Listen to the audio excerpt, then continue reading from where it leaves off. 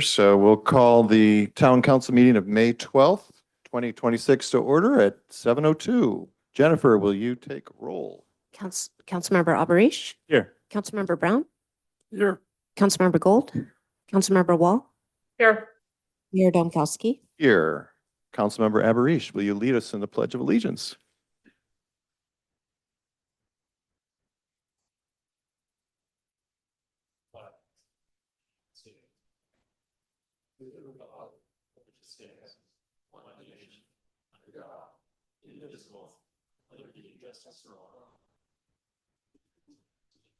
Thank you, Hassan. Appreciate it. And with that, we're going to open up public comments. So persons wishing to address the council on non-agendized items are invited to do so now. Please note, however, the council cannot undertake any items that are not on the agenda. We can refer those to staff for a future action. This communication period is limited to 5 persons, 3 minutes each. Any additional persons wishing to be heard will be heard at the end of regular business. And because we have a full house tonight and a big agenda, we are going to hold it to those 5 people, 3 minutes each. Is there anybody here that would like to make a comment on a non-agendized item?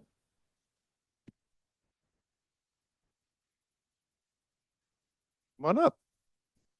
Great. I really need help from our town council. We're having a terrible problem with TikTokers coming on dirt bikes on Woodside Road all the way up Kings Mountain. They're parking everywhere all over the roads. There are no restrooms, so you know what's going on the side of the roads. They're riding through the woods. They're destroying the entire environment and scurrying all the wildlife down into the flats down here. I've lived in Skyline for 30 years. I've never seen this kind of destruction. I need help, please. Thank you, Bree. Jean and Melissa, we both sort of connected, but we didn't reconnect on this. Is there anything that we can add to where we are in terms of figuring out those trails? Yes, we looked at the photographs that Bree sent in, and the portion where the vehicles are parked are actually county. And so, Lewis, I think you might have a little bit to add to that. And that's correct. We looked at the map, and it looks like the section on Kings Mountain Road is part of the county's jurisdiction. Staff will reach out to the county, and we'll work with them on perhaps installing some no parking signs along that stretch. Okay. We got you. All right. Any other comments, public comments on non-agendized items? Seeing none, we'll close public comment. And we have 2 presentations this evening. The first is on a historic preservation award. Welcome. Hello, I'm Melanie Olson, Associate Planner with the Town of Woodside, as well as the staff liaison to the Woodside History Committee, the wonderful gals over here. And so anyways, just kind of wanted to give a few updates on what the committee's been up to, as well as kind of this month is, or with the National Trust for Historic Preservation, they proclaim May as History Month. So at the end, I'd like to read the proclamation to proclaim the History Month for the town, if that's okay. So That's great. So yeah, so the Woodside History Committee, they've been encouraging exploring the town's history by participating and promoting community museum walking tours with San Mateo County History Association. They've been doing it for several years. They also have a brochure for self-guided tours. They participated in the May Day parade. They currently are working on a Woodside Fire Protection District Museum exhibit in the museum. So hopefully people in this room will be interested in checking that out this summer. We'll have more details to follow. And then tonight, earlier, we had the Woodside Preservation Awards. The museum hosted the open house, gave out 2 awards this year. First to the La Cuesta Winery. The recipients were Susan McBain and Jay Patterson. Emmett Rixford was a San Francisco attorney. The winery was established in 1883, It had 7,000 vines imported from France. In 1902, they hired a stones mason to build the winery using the stones that were found on the property. And then it was later converted into a private residence. So the McBains have restored that. And then the second recipient was the Telephone Exchange owned by Sue Poletti and Pat Delgavio, who we know well. It's a Spanish-style building, housed a telephone exchange, which was operated by the Pacific Telephone and Telegraph Company in 1928. And then also, for everyone else in the room, we have 3 community museums in town. One right across the way that's open on the 1st and 3rd Saturday, 1 to 3. Admission is free. We have the Woodside Store Museum open on Tuesdays and Thursdays as well as the weekend, also free. And then lastly, the Folger Estate Stable Museum, which is also free on the weekends. And then the community or the history committee wanted to say how happy they are that the Brisbane Elementary bought the property next door. So we're looking forward to what they're going to do with that next. So now I'm going to read the proclamation making this month History Month for the town of Woodside. Whereas historic preservation is an effective tool for managing sustainable development, revitalizing neighborhoods, fostering local pride, and maintaining community character while enhancing livability. And whereas the historic preservation is relevant for communities across the nation, both urban and rural, and for Americans of all ages, all walks of life, and all ethnic backgrounds. And where it is important to celebrate the role of history in our lives and the contributions made by dedicated individuals in helping to preserve the tangible aspects of the heritage that has shaped us all as a people. And whereas in alignment with the ongoing theme established by the National Trust, all people are created equal, is the theme of Woodside's Preservation Month this year. And lastly, whereas the Town of Woodside History Committee has planned events and activities to celebrate this month through the promotion of Woodside Town Center walking tour for museum visitors to explore the Woodside Commercial District and its buildings, in addition to the annual Preservation Awards program. It is in support of general plan policies to promote historic preservation and awareness of local history and its historic resources. Thank you so much. Thank you, Melanie. Thank you, History Committee. I think Thalia wants to say something else. I know you're acknowledging the crew later, but I just want to add our thanks for Eddie and Ignacio and his crew, because they've been very helpful and responsive when we need help at the museum. So we thank them. We thank you. So Great, thank you. And we also have National Public Works Week, and we have a proclamation. Louis, should I just go? I just take it. Or is there anything you would like to say? So, go ahead. Okay, well, I'll just obviously, first off, you guys are all our unsung heroes from all the day-to-day to keeping us where we need to be in the floods and the storms. Thank you very much.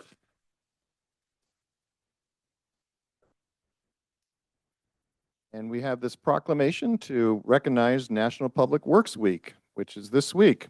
So whereas public works professionals focus on infrastructure, facilities, and services that are of vital importance to sustainable and resilient communities and to public health, high quality of life, and well-being of the people of Woodside. And whereas these infrastructure, facilities, and services could not be provided without the dedicated efforts of public works professionals who are engineers, managers, and employees at all levels of government and the private sector who are responsible for rebuilding, improving, and protecting our nation's transportation, water supply, water treatment, and solid waste systems, public buildings, and other structures and facilities essential for our citizens. And whereas it is in the public interest for the citizens, civic leaders, and children in the town of Woodside to gain knowledge of and maintain an ongoing interest and understanding of the importance of public works and public works programs in their respective communities. And whereas the year 2026 marks the 66th year of National Public Works Week, sponsored by the American Public Works Association. Now therefore, be it proclaimed on this 12th day of May 2026 that I, Brian Demkowski, Mayor of the Town of Woodside, do hereby designate the week of May 17 through 23 as National Public Works Week. I urge all citizens to join representatives of the American Public Works Association and government agencies in activities, events, and ceremonies designed to pay tribute to our public works professionals, engineers, managers, and employees, and to recognize the substantial contributions they make to protecting our national health, safety, and advancing the quality of life for all. Thank you. We really, really appreciate everything that you do for us.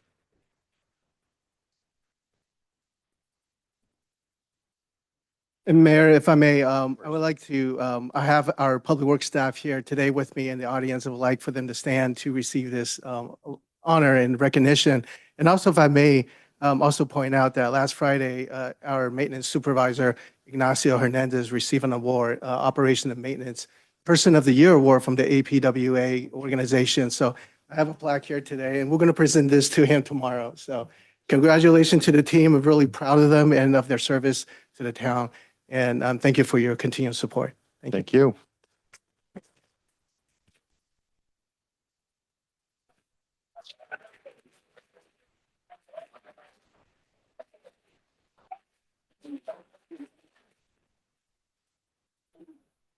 Okay, moving right along to the consent agenda. So all items on the consent calendar are considered to be routine and will be approved by one roll call motion unless a request is made for an item to be withdrawn or transferred to the regular agenda. Are there any items that any council member would like to pull from the consent calendar? Are there any items any member of the public would like to see us pull? Seeing none and hearing none, we will entertain a motion for the consent calendar. I'll make a motion that we approve the consent Thank calendar. you. Second. Councilmember Alberish, Yes. Councilmember Brown, Yes. Councilmember Gold, Yes. Councilmember Wall, Yes. Mayor Domkowski. Yes, thank you. All right, moving on to new business. Item A, a resolution approving out-of-class compensation for the acting town manager. Corey? Hello, good evening, Town Evening. Council. I'm Corey Stalker Petalino, the Administrative Services Director. I'm bringing forward agenda item A for new business related to approving out-of-class acting pay for our acting town manager. So since February 19th, 2026, the Town Council placed Melissa Cardinale, also known as the acting town manager, into the acting role. And typically within other municipalities, what is typically offered is either a 5 to 10% out-of-class or acting pay, as in she has absorbed the responsibilities from a higher classification. So she was currently the assistant town manager. She is now serving as the acting town manager. Therefore, it is recommended that the Town Council adopt a 10% acting pay to her base salary. And we would like that to be retroactive to February 19th of 2026. And I'm happy to answer any questions. Thank you, Corey. Any questions? All right, hearing none. Any comments from the public on this item? Seeing none? Comment. Yes, sir. I actually wasn't planning on saying anything, but as is my habit, I do. There's been obviously some unplanned things happened on February 17th. And I just wanted to commend Melissa, who parachuted in. And there's been comments made that the town is in chaos and those sorts of things. And nothing could be further from the truth. Since she took over, we've presented audited financials here. We've had the largest events in our history, the May Day event, the fun run, the May Day parade. Things have pretty much come off without a hitch. This may be tonight one of the largest documents we've ever had before us. And it's not only to the credit of our acting town manager, but the entire staff. And I think that they've done a fantastic job in making sure that the town runs smoothly under likely the most adverse circumstances this town may have ever seen. And I just wanted to say I appreciate it and I thank you for it. Melissa, you've done an unbelievable job. And I know that this has the endorsement of everybody on the town council. So thank you. Very nice. Thank you. Would you like to make a motion? I would that we authorize item A, is it, on the calendar tonight? Second that. Councilmember Alberish, Yes. Councilmember Brown, Yes. Councilmember Gold, Yes. Councilmember Wall, Yes. Mayor Domkowski. Yes, okay. How's that for efficiency to the main event tonight? All right, so obviously tonight we have a public hearing on the appeal for 10 Still Creek. This is item B, public hearing. Before we hand things off, we do want to acknowledge that we understand this has been a long process, a multi-year process, and to acknowledge that we know there's a lot of passion in the room, and all we're simply asking is that we be respectful of our neighbors and one another. Certainly you can show passion, but if we could be as respectful as possible, that would be great. So the way this works is the staff will make a report, we'll ask questions of staff, then we'll open the public hearing. We'll hear from the appellant, we'll have public comment, and then we will close the public hearing and ideally move to deliberations and so forth. So with that, we will turn it over to staff to make the report. And it looks by microphone, I'm going to you, Sage. Thank you, Mayor. Good evening, council members. So I'll just give a real brief background. The applicant, who is the appellant in this case, since the beginning has submitted 3 projects with variations amongst those projects. We're looking at the 3rd project that was reviewed by the ASRB. And after detailed discussion at the ASRB meeting, they make a recommendation to the town council, to the planning commission. And the ASRB, by a 2-to-1 vote, recommended a denial of the design of the project. The ASRB does not take positions or make findings on the other entitlements, such as a setback exception and the resident size exception. So after the ASRB review, they made their recommendation to the Planning Commission. The Planning Commission reviewed this project, and after a very detailed discussion, a lot of public comment, the Planning Commission, by a 3-2 vote, denied the setback exception by not being able to make findings 1 or 5 of the setback exception. They did not take action on the formal design review or resident size exception. With the vote and not being able to make those 2 findings, the setback exception was denied, therefore denying the project. You need all of the entitlements to make the project move forward. So after that, the applicant filed a timely appeal of that decision, and that brings us to the council meeting tonight. This meeting is, the appeals are heard de novo, so that means the council can consider all the information of the record and come to its own conclusion on the required entitlements. The town council will determine if it can make all of the necessary findings for approval of the entitlements. If any of the findings cannot be made, the council would state why and could deny the project. So I'm just going to briefly go through the project overview, and there's a lot of information that's been provided. And if you have any questions, let me know. But I'm just going to quickly run through the project in terms of its location and elevations.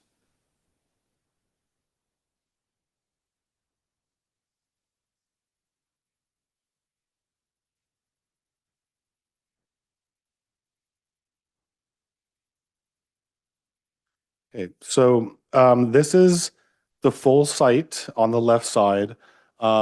It has a net area of a little over 8 acres. It is a bit unique in that it has a private road bisecting the property. And there are different easements on the property, most notably conservation easement that runs through a good portion of the northern side or the left side of the property if you're looking at the screen. On the right side is a zoomed in area of where the proposed development would take place.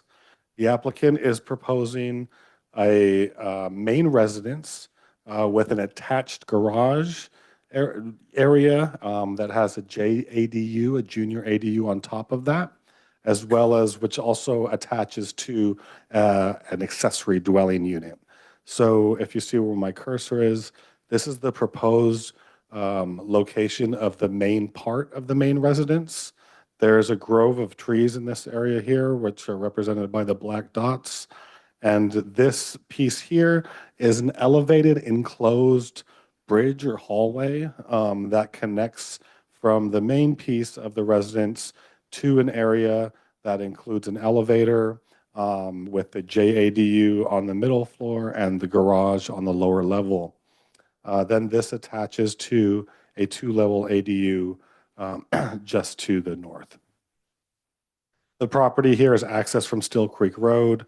In front of the garage is a proposed driveway that would include additional parking for cars that are outside of the garage.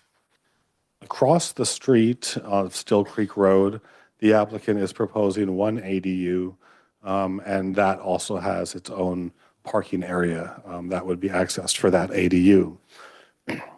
The setback exception that is required for the project is that the required setbacks are 50 feet from all the property lines, or in this case, the ingress-egress roadway easement boundary lines. So what you have here, as you can see, this it shows the required 50-foot building setback line that is typically required, and that cuts over into this area here. So the areas that have the less steep slopes tend to be a bit outside of that area. So this then also shows the 30-foot building setback line. That's if the project gets approval of a setback exception. To be closer than the 30 feet, it would actually require a variance to the setbacks. So the applicant has ensured that the proposed development would be at least 30 feet away in all of the areas. This also shows here that this corner of the garage that would encroach past the 50-foot setback line, but still would be more than 30 feet away from the easement line and the side property line. The ADU across the street, that ADU is located in an area that's just allowed by ADU law because of the size of it, per the conditions, can be as close as 4 feet to a side or rear property line. And so that is just the overview of the location of the project. And then I'll just to show the elevations of the project. So this is the main piece of the main residence that show kind of up the hill, furthest up the hill. And then where this little void space is, this is actually where that bridge, that hallway would connect to the other part of the building. So that comes across here and connects over to this garage portion with the JADU. So the garage at the lower level, JADU, with a small little room upstairs, and this is the elevator. This is the side elevation, and then this is the front elevation of the main residence. So this is what faces the roadway. This is the rear of the main residence, the main piece of it. And then these are the 2 side elevations. And you see again that hallway bridge that connects to the garage area. This is just the back of the garage JADU portion. Again, this is that void where that hallway is. And then this is the front of that portion of the building, which is facing the roadway. This shows the 2 side elevations.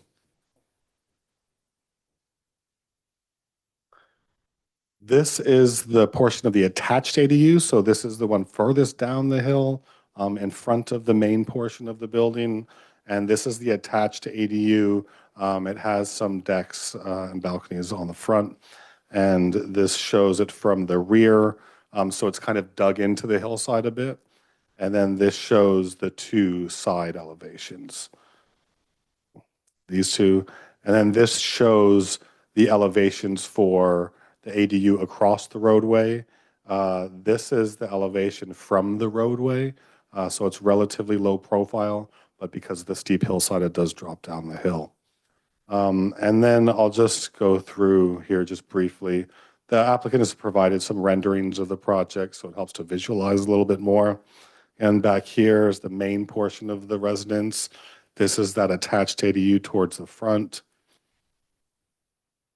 This is a bit of a different angle showing the attached ADU. This is the garage JADU portion with the main portion in the rear.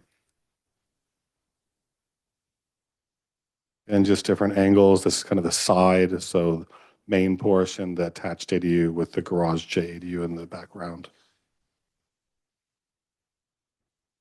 Different views. This shows that hallway bridge that connects the structures, that makes them attached. A couple of other views just further back from the road. And then this is the views shown for the ADU that's across the roadway. So it's down the hillside. It would just actually be a little bit above the roadway elevation as viewed from the road. But with that, I'm happy to answer. Well, I just want to note that you have all of staff's recommended findings for approval of the 3 different entitlements and the attached draft resolution. If you'd like, I can go through those in detail. Otherwise, I'm just happy to answer any questions that you have. And I do want to make one note that with our recommendation of approval, that there is condition 1K, and that is related to requiring a deed restriction for the JADU. So when we initially put these conditions together for Planning Commission, that in fact was the law. Although just effective this year, the state says that you can only require a deed restriction if there's shared sanitation facilities with the other portion of the main residence.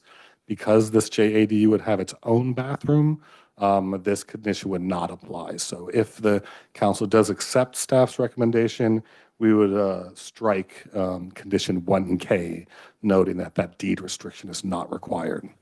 But with that, I'm happy to answer any questions that you have. Okay, thank you, Sage. Questions for staff? One question I have is, has Woodside Fire looked at the property and given any opinion regarding whether it's higher, same, or no change in the risk of fire?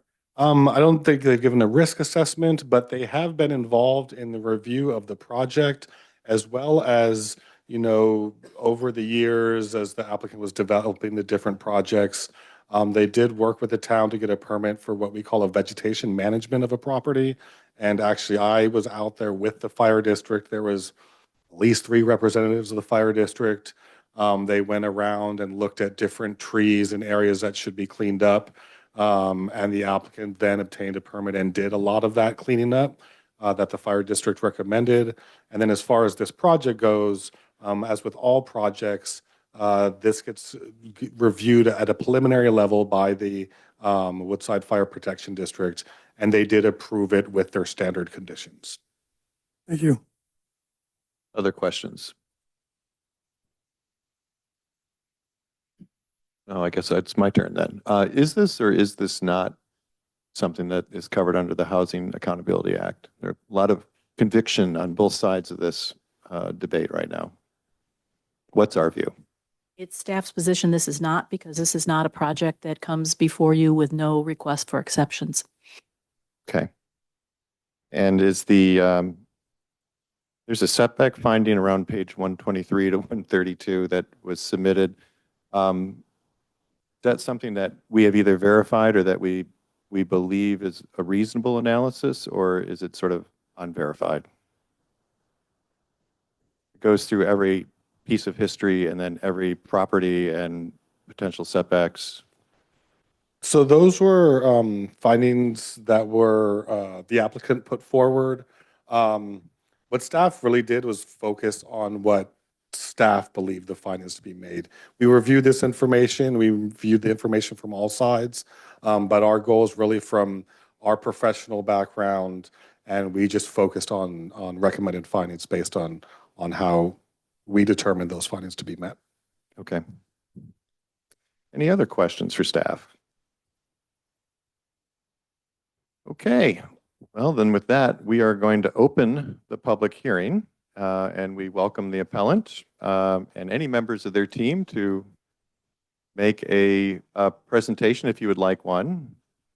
And we'll certainly going to give you as much time as you need if you would like to make any statement.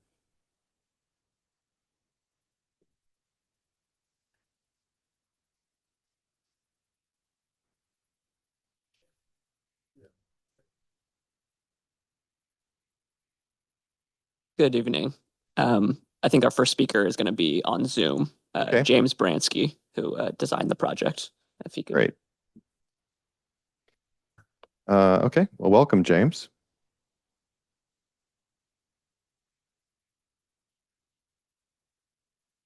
Not sure what happened. I think we just lost him. Oh, Do you see him? There you are. Hi. Sorry. Yeah, thank you. If you don't mind, I'd like to share my screen if that's okay with everyone. I think it's okay. Yeah. Okay, here we go.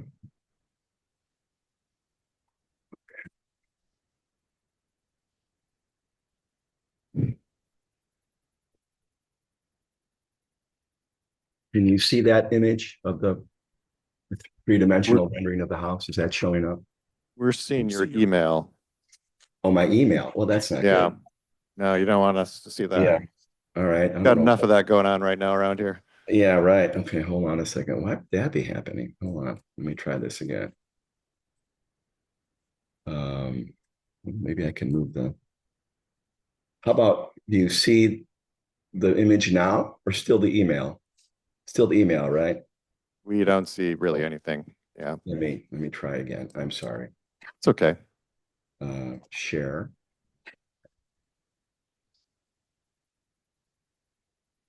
Okay, here we go. There you go. Got it. See it. Okay. All right. Well, thank you, everyone. I do appreciate the opportunity to present this project again. I thought it would be useful because it's been going for such a long time. And there have been so many permutations that I thought it would be useful to go back to the sort of the basics of why we designed the house the way we did in the first place. And also in this presentation, I will address some of the comments from the report provided by the neighbor's forensic architect, Mr. French. So I want to start out, and can you see the mouse on the screen as I'm moving it around? Yes. Okay, good. Okay, so I wanted to start out by showing a three-dimensional overview of the site to kind of give you a feeling for the challenges that we faced in designing this project. The Sage was kind of pointing out, obviously in 2 dimensions, the site, the size of it, the challenging topography, and the main road that goes through it splits it into about 1/3 and 2/3, with the north side of the property is the left, the downslope side, and the south side of the property is the north, the upslope. There's about 390 feet of elevation change from the top of the site to the bottom. The area in gray on this drawing is in a conservation easement and is not buildable. The blue fills represent slopes that are over 35%, and the purple fills represent slopes that are over 50%.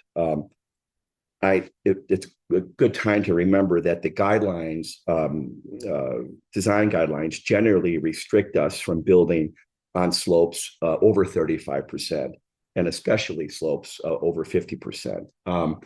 The light blue area here is an area that is always wet because of springs and is unbuildable. The orange line that you see here, that is the 50-foot setback line. And the green line is the 30-foot setback exception line. So generally, what we have is a buildable area that's sort of inside this red box. I should mention that the downslope area to the left it will be reserved for our septic system, with the exception of the small corner up here, which Sage pointed out has a detached ADU. So there are really only 3 buildable areas on the south side of the road, the uphill side to the right, within the 50-foot setback line. The first area is that bench right there. The second area is the small little corner to the north and to the east. And then the third area, which is closest to the road, is also quite small. The 3 of those together, so this would be the entire buildable area on the south side of the road, is 4,500 square feet. So that's obviously a very limited amount of space when you're trying to build a new home on such a large site. So now if we used the 30-foot building setback exception, the amount of space, and you can see that goes from that area and then up to the 30-foot setback line. That amount of space increases our buildable area up to 7,200 square feet. Still not a lot, but just enough to build on while still adhering to the regulations governing steep slopes. So here, once again, this is a zoomed out, but there is the 3 red areas that we're allowed to build on. So we look at these kinds of restrictions as opportunities. It's the tightness of these areas and their vertical and horizontal relationship to each other that really informs the design. The design standards ask that the buildings step down the hill with the terrain and that we preserve steep slopes and trees, and that's what I think we did.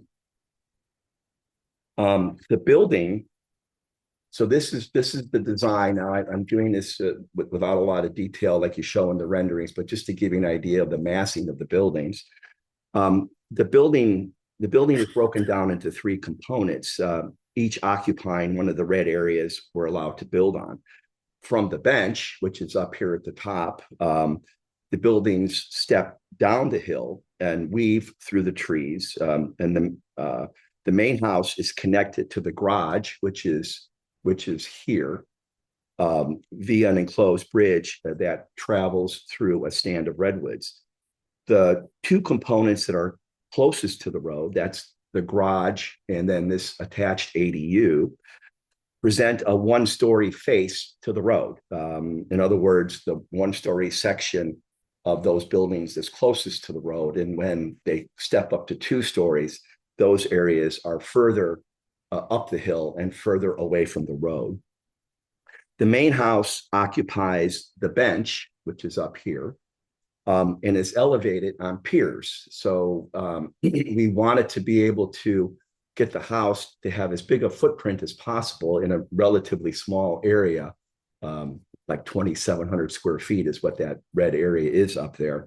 So we needed to elevate the house a little and cantilever it in multiple directions out over the slopes that are the 35 and 50%, so that we could have a big enough area in the house. And it also allowed us then to have the rainwater from the uphill slopes go under the house and then be collected before it gets down to, collected and diverted before it gets down to the attached ADU, which is right here.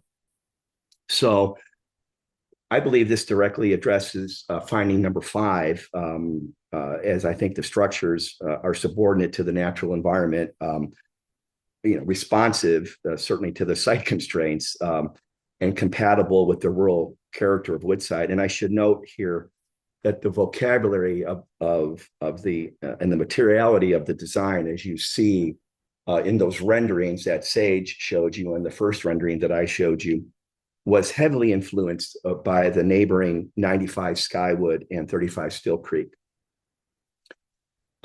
It has been suggested by the neighbor's consultant, Mr. French, that we should move the structures back to the 50-foot setback line. And you can view that in his report. And as you can see, mostly, anything beyond that 50-foot setback line is mostly a slope of 50% or greater. So if we move the buildings back into that 50-foot setback, so now you can see taking the main house stays where, up on the bench, but in order to meet the 50-foot setback, we'd have to move those buildings back into the hillside. So moving the house back to this position will require us to obtain a grading exception, because the amount of excavation would be about 1,645 yards. The backs of the attached ADU and the garage would require about a 14-foot high retaining wall, because we're further into the hillside. It would also, unfortunately, require us to remove many mature and healthy redwoods, all of which I think is inconsistent with the Woodside design guidelines. And I think it also directly addresses finding 1B, which is that the available alternatives would, meaning this one, would cause greater adverse impact on natural features than the proposed exception.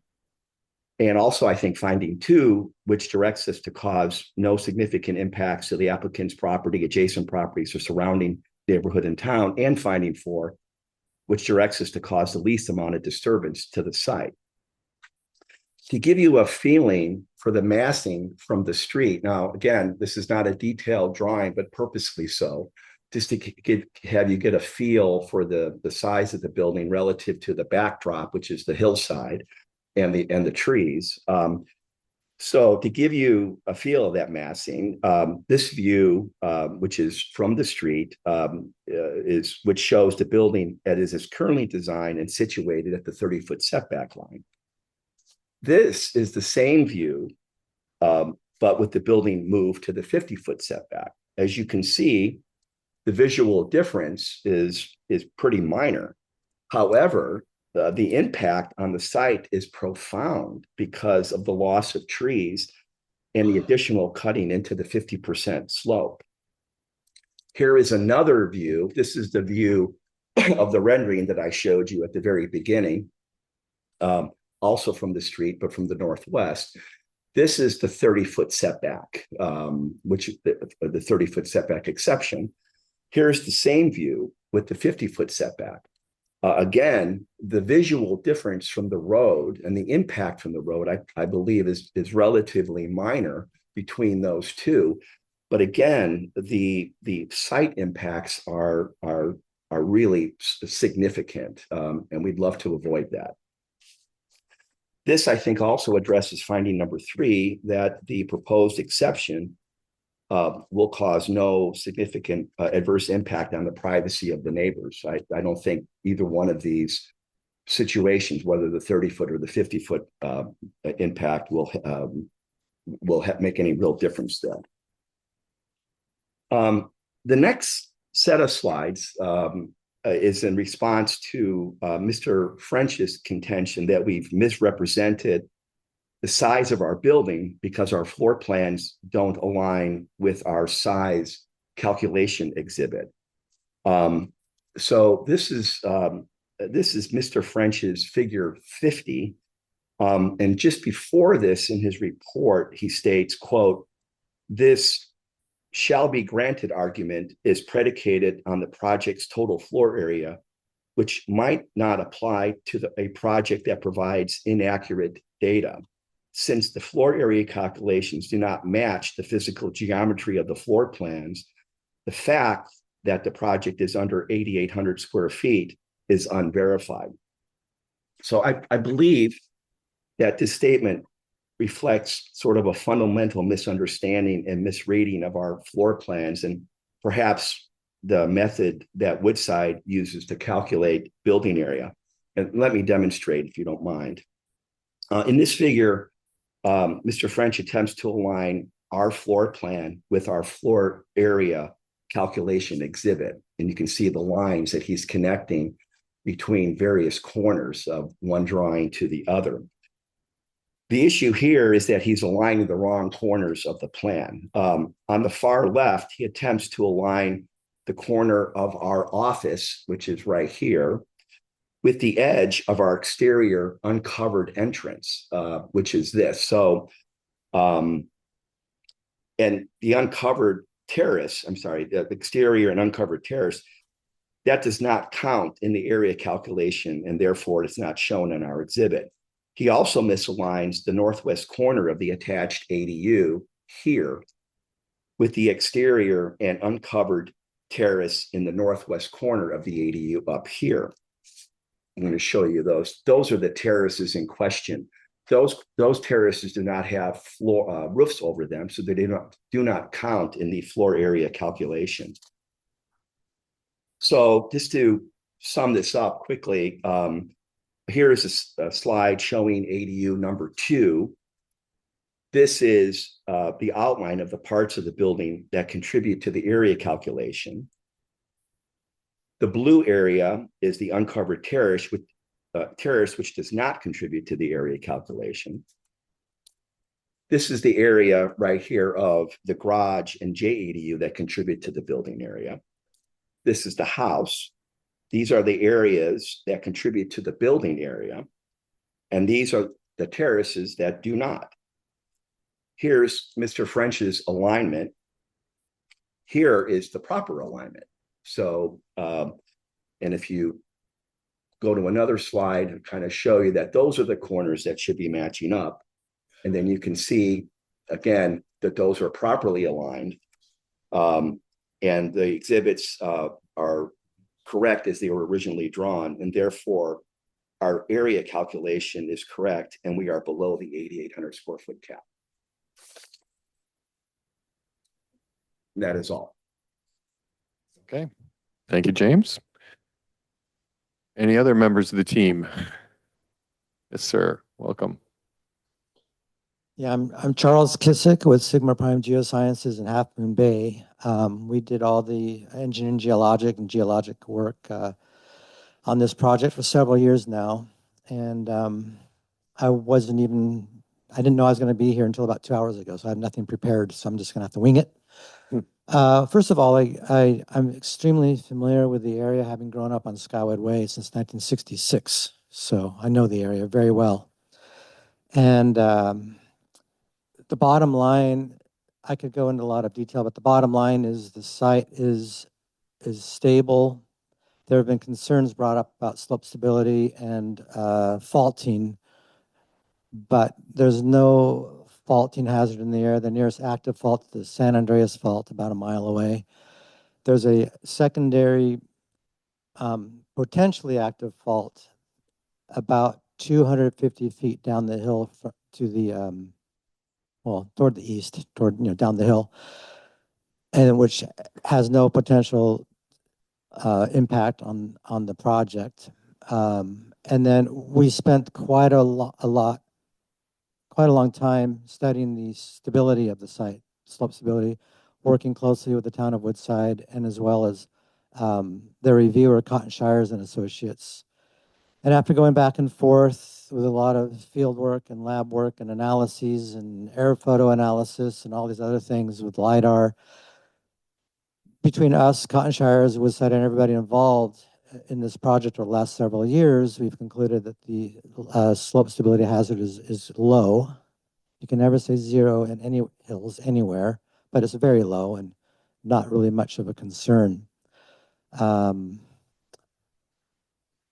Like I said, it wasn't prepared. I'm trying to think of what the other concerns were, but bottom line is I have no concerns regarding future slope stability, fault rupture across the site, or anything like that. So I'd be happy to rebut further comments in the future, but for now, I'd like to hear what the other people have to say.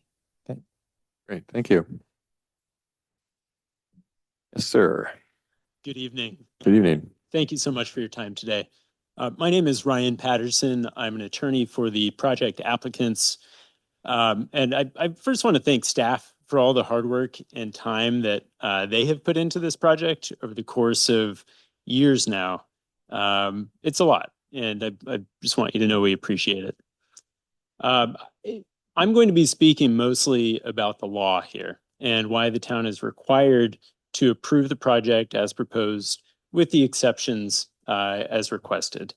To tell you just a bit about my qualification to speak to that topic, my practice focuses on the Housing Accountability Act and the new state housing laws.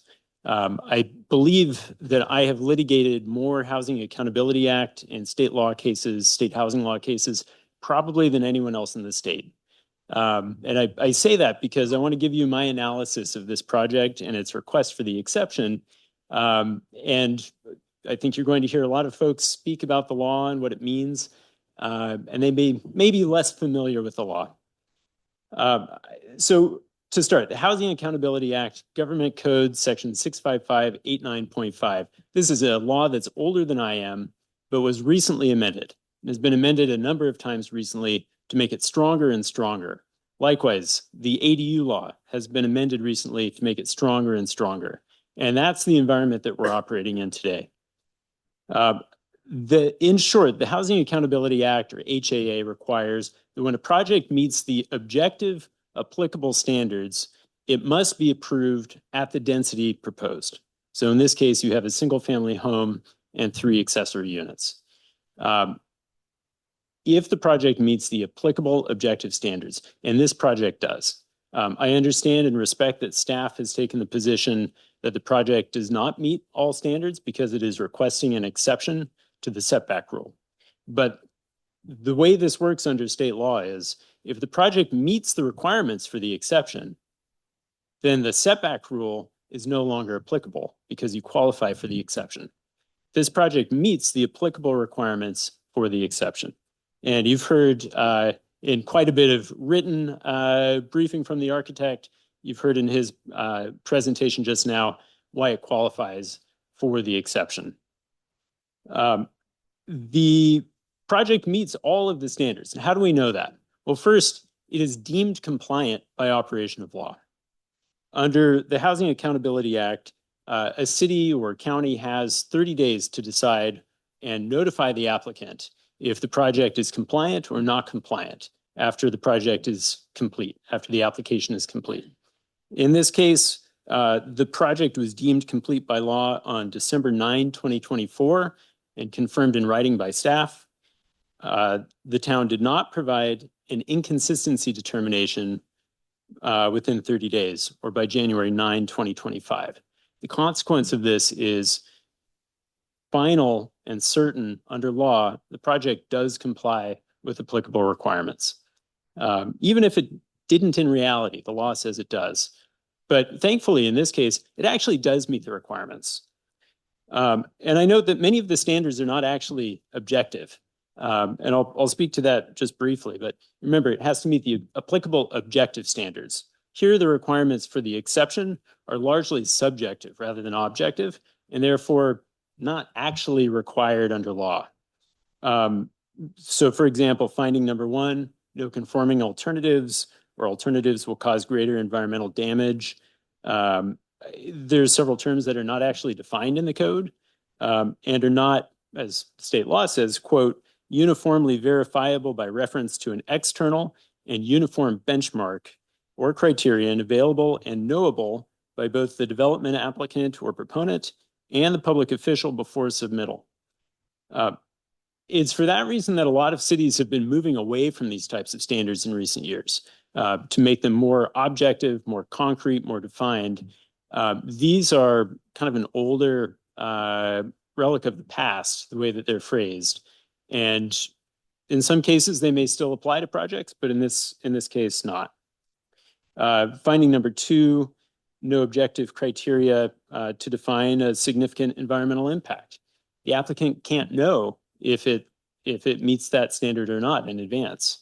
Finding number 3, the exception will cause no significant adverse impact on the privacy of neighbors.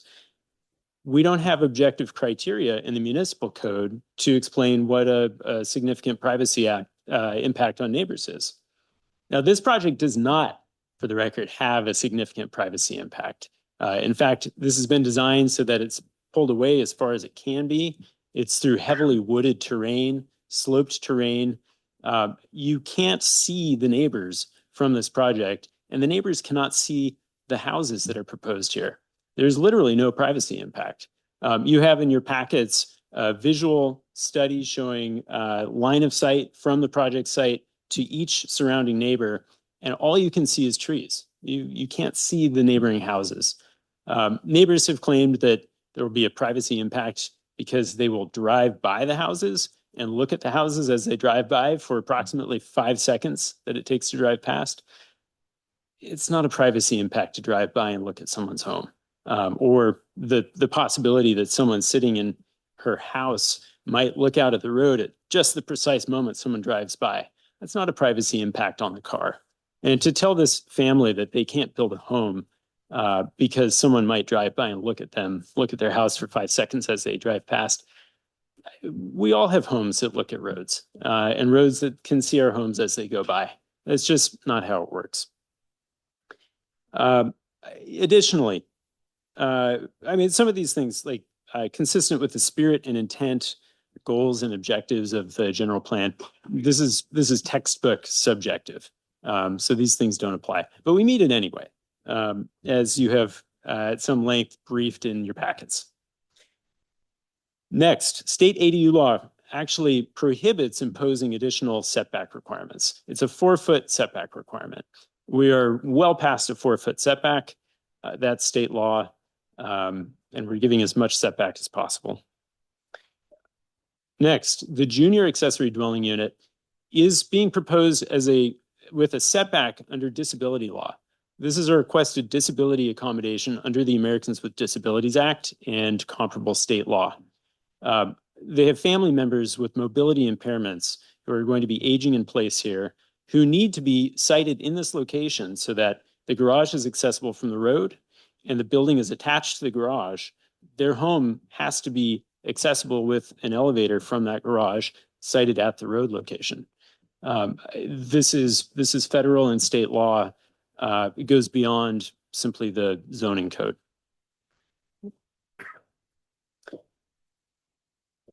Now, turning back to kind of the bigger picture, the town's housing element committed in program H6.2.C by the end of 2025 to change the setback requirements.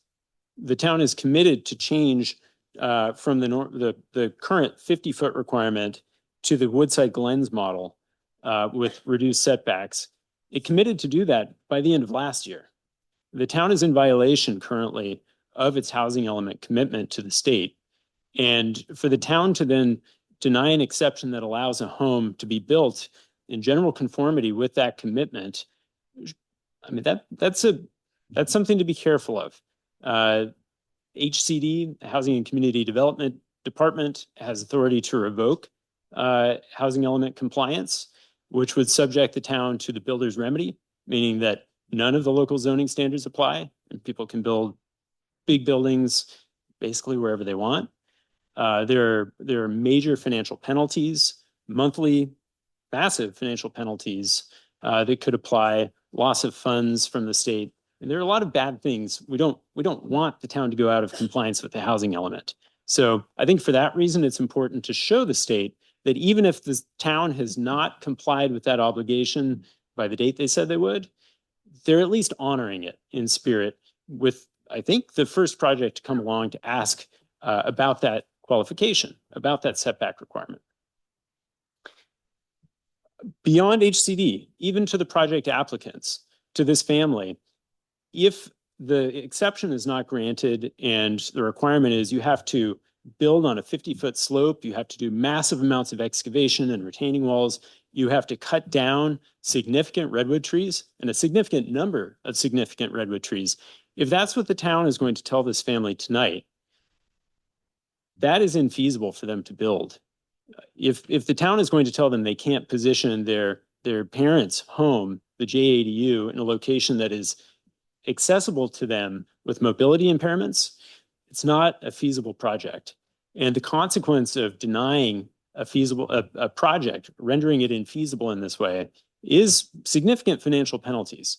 If there were a Housing Accountability Act lawsuit, we would be looking at $50,000 per unit in addition to the attorney's fees, which would probably even dwarf that amount, in addition to the town's own attorney's fees. So it's not an inconsequential thing. Again, I appreciate staff has really grappled with these issues and I think found a good solution. We do have some issues with a couple of the conditions, which you'll hear from the applicant. But the project itself is a good one, and it is sensitively located to minimize environmental impact and impact to the neighbors. Thank you very much. Thank you. Any other members of the team? Kristen or David? Hi, Kristen. Welcome. Yeah. Good evening, Mayor and council members. I'm afraid I left the blue hats at home for the opposing team. I won't take too much time to speak, particularly on the technical and legal basis for our appeal. Indeed, there is a tome of documents that speaks to that, rivaling my organic chemistry textbook from college in its length. Instead, I'll speak the same message that I began this process with in 2019. Put simply, I want to build a house for my family on my property, and I want to build housing for those who could not otherwise afford to live in the area. The family who intends to inhabit this house, hopefully for many years to come, includes my in-laws, John and Nan. We have all been living together since 2020, building the village that people talk about when it comes time to raise a family. Elements of the design are specifically there to accommodate the mobility needs of my family. They are not optional fat to be trimmed off on the whims of neighbors. The additional housing that we can build is a way to keep valued members of the community here, people who cannot afford to purchase a property but nonetheless are rooted here. Teachers, retirees, craftsmen, people deserve the opportunity for and the dignity of housing. Furthermore, our inclusion of those units was a response to the town's directive to create housing through ADUs, not condominiums. Fundamentally, we come before the town council to ask for relief, a difference of approximately 20 feet from where the building is sited. This makes no material difference in how the building appears from the road, a road which is private, which is owned by us, with only 2 houses beyond. I find it astonishing that a family house with additional allowable units has garnered so much ugliness and ire. To be sure, public comment for this project might be best described as a crucifixion in 26 acts. The only project that has come before the town's decision-making bodies for building that has drawn more commentary and public input has been Roberts and Bucks. The burdens of proof put upon us are magnitudes greater than any equivalent project. I am grateful that the council will hear this appeal tonight, examining the facts in front of them de novo. Thank you very much. Thank you. David. Welcome.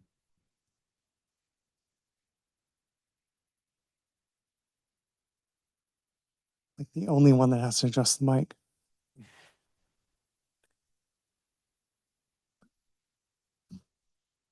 Council members, over the last 18 months, some have questioned my character and others have raised concerns about my ethics. Facts have been twisted. History has been revised. Tonight, I ask you to reflect on my record of service. Trust is demonstrated through actions, not just words. I have taken the oath of office 4 times to serve both our country and this town. I have taken the oath of office 3 times after 9/11, during Operation Enduring Freedom, and most recently as a naval officer. I swore to serve Woodside with integrity, fairness, and transparency, upholding the general plan and ordinances. Both oaths call for true faith and allegiance, holding me to high standards of honor and integrity. I am guided by the Navy's core values: honor, courage, and commitment. These values inform all of my decisions and actions. Sailors are accountable for their actions and are expected to serve with integrity, taking full responsibility and keeping their word. That includes my promise of building a house for Kristen on the property that our family has owned for over 50 years. We act in the nation's best interest, upholding high standards and using entrusted resources honestly and efficiently.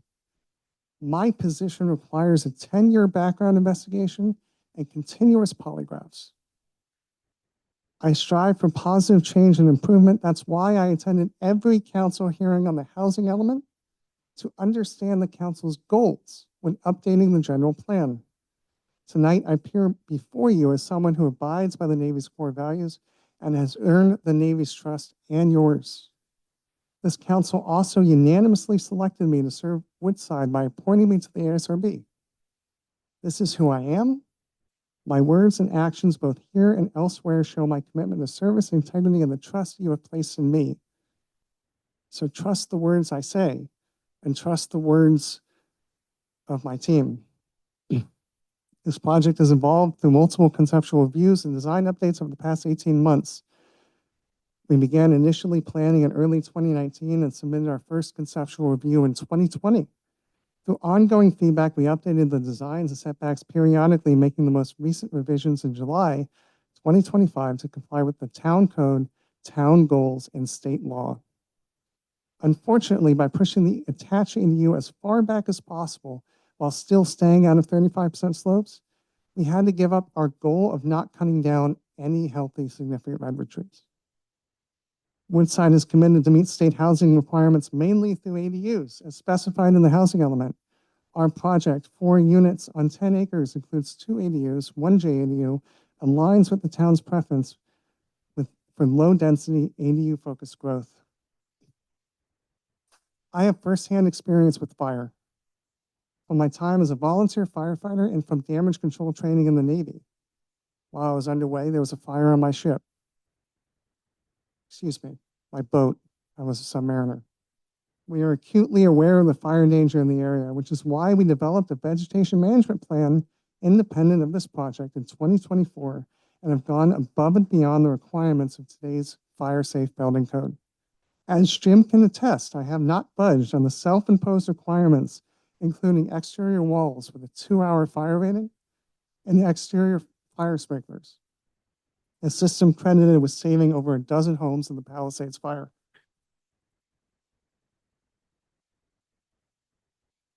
Last September, I spoke about our dedicated staff and noted that only 4 positions pay at or above the county median income for a family of 4.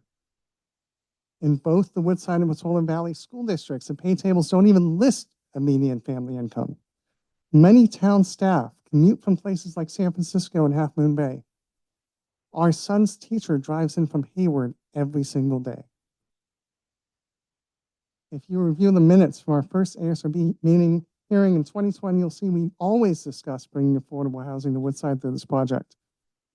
Our goal has always been to provide homes for fixed income seniors like my parents, teachers, first responders, students, veterans, and others who serve our community through a missing middle housing project, because that's what this is. We specifically designed 2 units to be accessible for those with disabilities. Our project is listed first as an affordable housing pipeline project in the housing element on page G10, adding 2 units of very low income housing. This proposal achieves the outcome described in the adopted housing element. As Kristen said, when the town approved 4 ADUs on large parcels, we included 2 more ADUs in our master plan, which the ASRB had already approved in 2021, we were preparing for formal design review. We did this because we felt it was our civic duty to help the town achieve its housing goals through ADUs rather than multifamily buildings. Despite the approved part of the project having no material changes, which is the part, ironically, you are looking at for a setback exception. Submitting the master plan for the property, as the town encourages, started a second conceptual review process over a year ago. The detached ADUs that we added aren't even up for discussion, since they are only part of the application for ministerial review. Unfortunately, when the town passed the ordinance relaxing the downhill plate height for ADUs on downhill slopes, I include myself in that, I was at those meetings, did not account for a split level structure with 2 ADUs in the same footprint.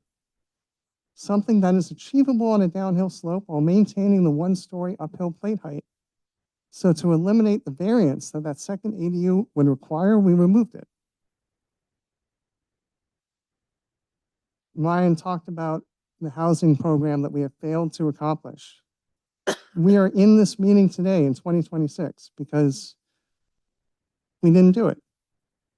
And that delay has forced applicants like us to seek hearings like this and relief that should already be handled administratively. Our project would comply with the town's 30-foot setback requirement for Woodside Glens, but it was not adopted in the Western Hills as promised. There's a question about whether the HAA applies to a single-family home. Staff has an opinion, Ryan has an opinion, but a quote from the HCD Technical Advisory in their FAQ section: does the Housing Accountability Act apply to an application that includes both a single-family residence and an accessory dwelling unit? Yes, since an application for both a single-family residence and an ADU includes more than one residential unit, the HAA applies. As such, it is protected from denial unless a preponderance of evidence shows that a specific adverse health or safety impact cannot be mitigated. And there's none that exists for our project.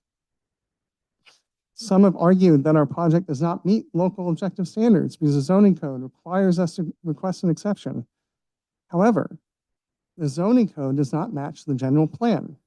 In other words, it is not vertically consistent with the general plan, a situation considered in the Housing Accountability Act.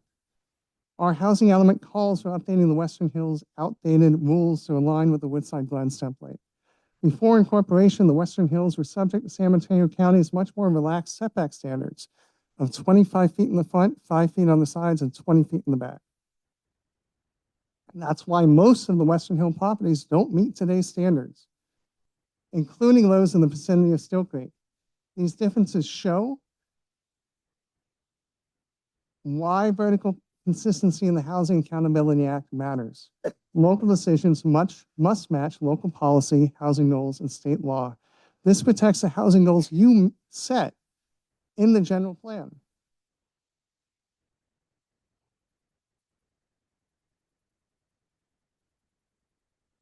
Our project is located on a private road that we own and over which our neighbors have easements.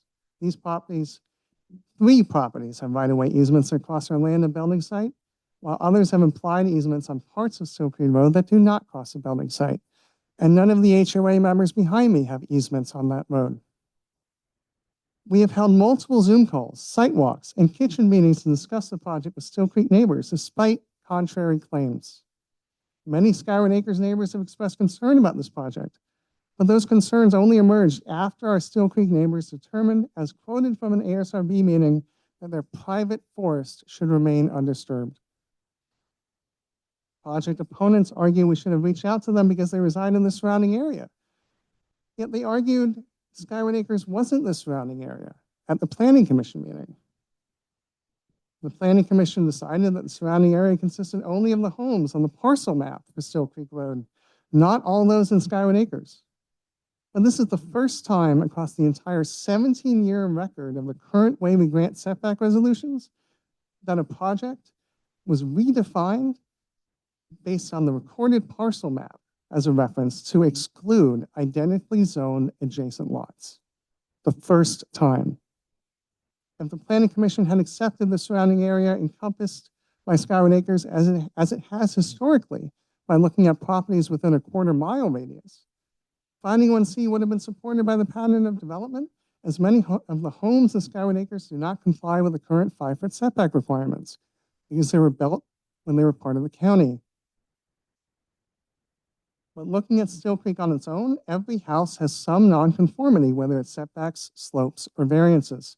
105 Sunrise, 3 Still Creek, 35 Still Creek, and 95 Skyward all have setbacks that are less than 50 feet. 95 Skyward is built into slopes greater than 50% slope.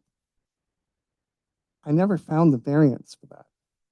7 and 45 Still Creek have driveway exceptions, and 45 Still Creek was built on an active landslide. Our request is consistent with long-standing precedent in the area. The question before you is simple. Are we entitled to build our house in the front setback? Are we entitled to some relief for our challenging lot, like our neighbors have enjoyed relief? It's a question of entitlements. It's that simple. Given all this, denying our project over setbacks would be unfair and counter to the goals of the housing element that we set in our housing element. Our proposal fits the neighborhood, is supported by the housing element, and requests relief only for setbacks. If the town had already updated setback standards as planned, as promised to HCD, no exception would be needed. This room behind, the crowd behind me reminds me of the crowd that you had during the housing element and the upzoning meetings we had for the 3 high-density areas in town. As a veteran and current naval officer, I have always looked for ways to serve our community as a civilian. Tonight, our shared mission is to turn the town's housing vision into action. This project fulfills those values and advances our commitment to the public and the state. I urge you to stand by your promises and approve this project tonight and allow us to provide much needed housing for our community. Thank you. Thank you, David. Does that conclude? Okay, thank you. Any questions for the appellant? Sir. This one is for Mr. Patterson. Thank you for your presentation. It was very helpful. Can you go over the state ADU and setback? You had referenced it there, some new, and it's highly relevant to this project, of course. Could you go through that again? I want to make sure I heard you correctly. So, thank you. I'm not that tall. Thank you. Yes, I believe I mentioned that state ADU law has gotten more and more restrictive over the last few years. Specifically with regard to setbacks, it is a 4-foot setback, side and rear setback maximum. Towns are not allowed to require greater than a 4-foot setback. And that's the law on ADUs. Okay, and obviously in this particular case, it's greater than 4 feet, the setback.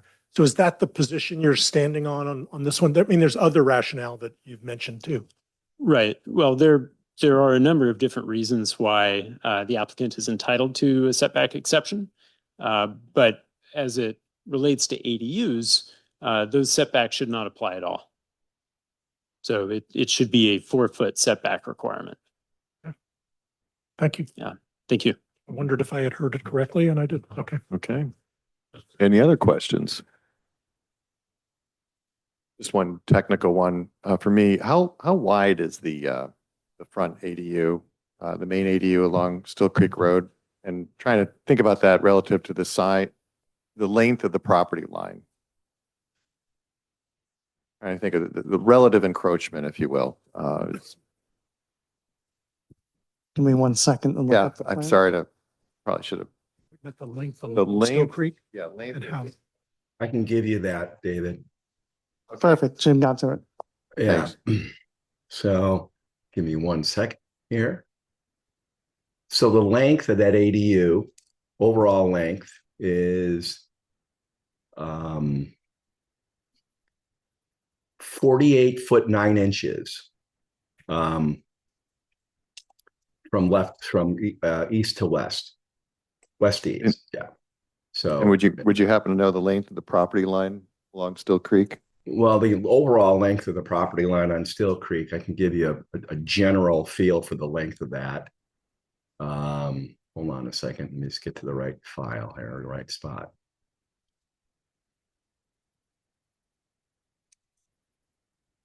Overall, that dimension across there is about 422 feet. Okay. It's actually That's longer helpful. than that, but that's a straight shot, left to east, west to east, 422 feet. Okay. Oh, yes. Jim, does that include the Panhandle Road frontage? Oh, you mean all the way up the road? No, that doesn't include that. That's just the main part of the lot. Okay. Other questions? And just out of curiosity, if you were to be pushed back to the 50 feet, the grading, the tree removal, the retention wall, the design cost, do you have a general sense for what is the cost in dollars and time? Would you have a sense for that? Maybe I'm looking at you, Jim, probably as the expert. Okay. Well, it's multiple tens of thousands of dollars, not to mention the fact that we lose trees that we will never recover, obviously. And we're, philosophically, we're kind of destroying parts of the site that we would prefer to preserve. But yeah, I mean, it would be, in the upper tens of thousands of dollars, I'm sure. Okay. We have a better estimate. Okay. Yeah, as a engineering geologist who's involved in construction quite a bit, considering 14-foot retaining walls, all the extra cubic yardage, the trees, everything else, there's always a wide range, but the number that came to me would be $250,000 because Oh. these tall retaining walls get very, very expensive. Right. Okay. Thanks, Charles. Architects always underestimate. Yeah. Good moment of levity. Any other questions from council? Okay, thank you. So we're going to move to public comment, and we all did have a chance to watch the Planning Commission meeting, and we understand that there's an accepted parliamentary procedure that you'll be using tonight to sequentially link your argument, and we have been told that we will be honoring that tonight.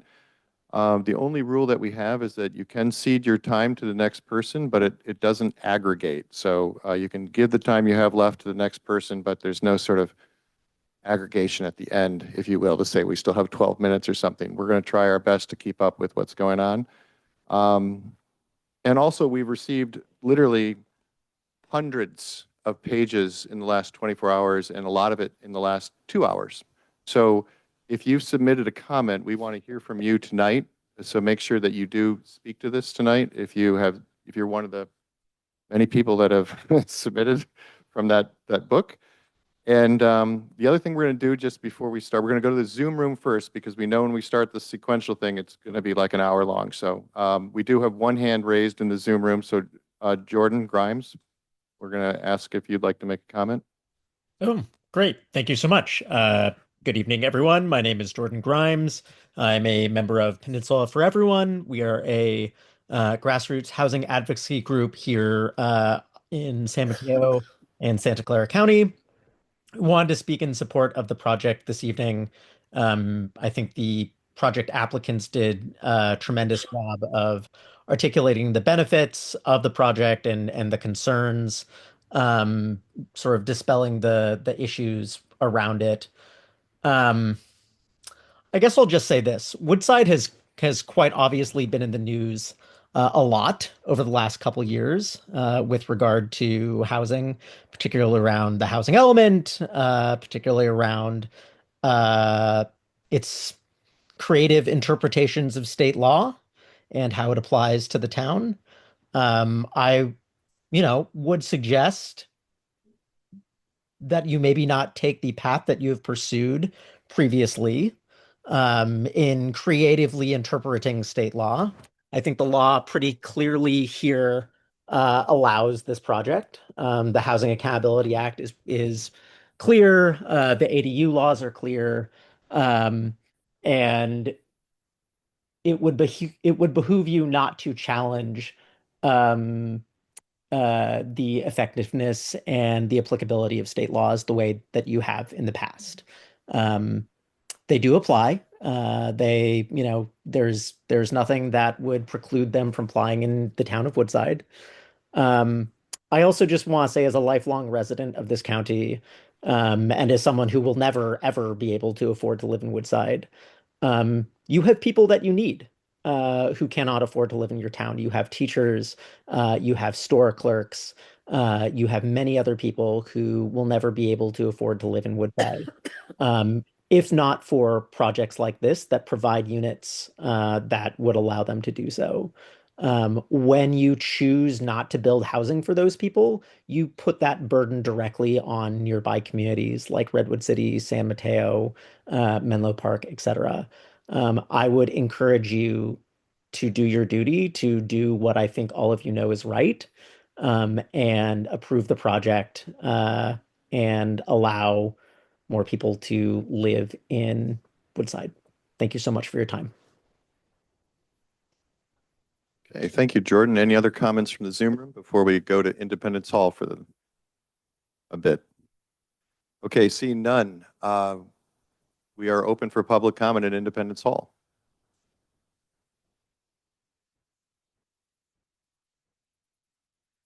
Good evening. Welcome. My name is Bruce Bastel, and I'd My wife and I, Patricia, live at 105 Sunrise Drive at the intersection of Still Creek. We have for 50 years.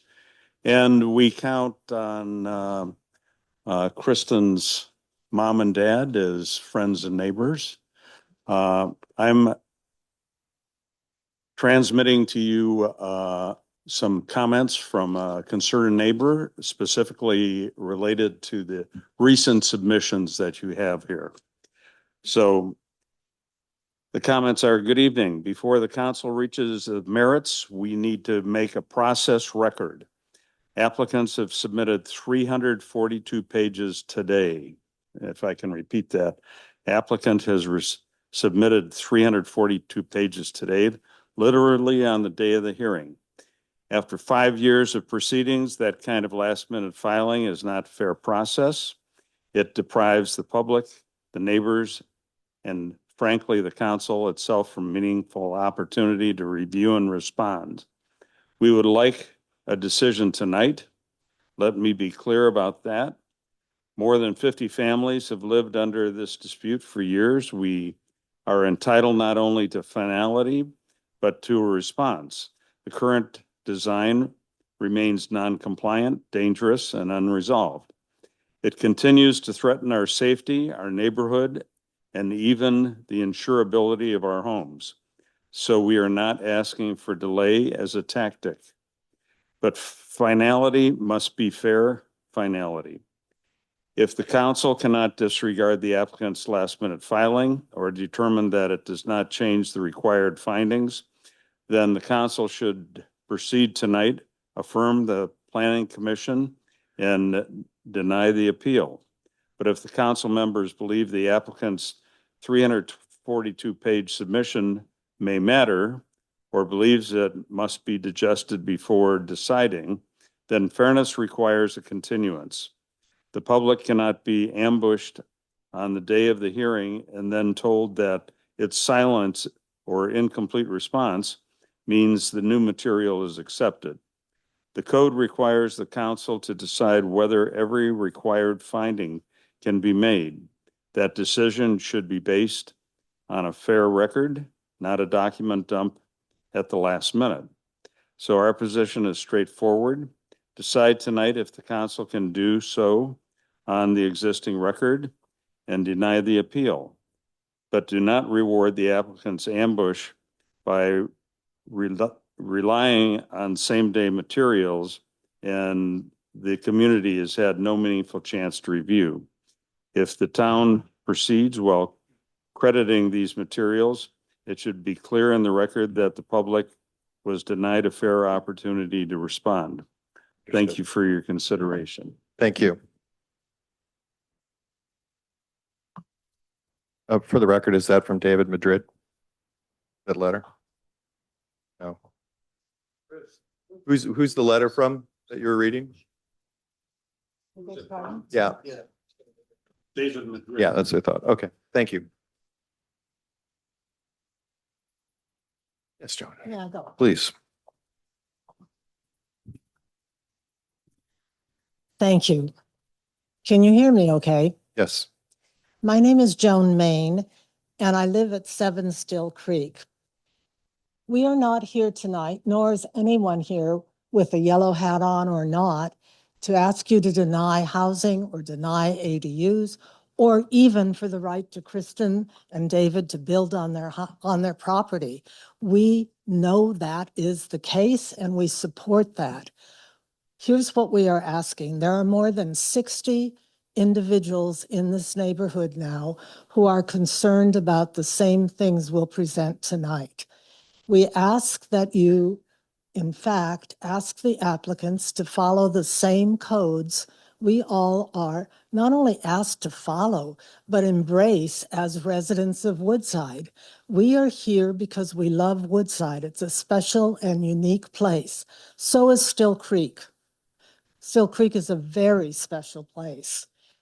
Now, why are we here?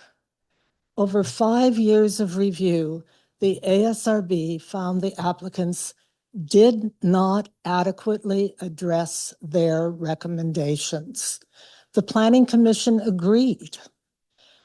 I supported this at the ASRB in 2020 or 2021 before all the differences were made to the project and the exceptions were required. So each failed finding is important. Even one is a requirement for denial. Tonight, an experienced forensic architect and a wildland urban interface fire expert will present their independent conclusions, and a Stanford geophysicist's findings will be shared. Point one, there are feasible conforming options. Perhaps they'd have to make something a little smaller. That's an option. That's not what architect French will present, because we didn't ask that he redesign their project. We asked the simple question, can this be made to conform with the 50-foot setbacks and the town's code? Point two, these same code and policies that we're asked to follow ask all of us to subordinate our projects to our land. The land in question is fragile.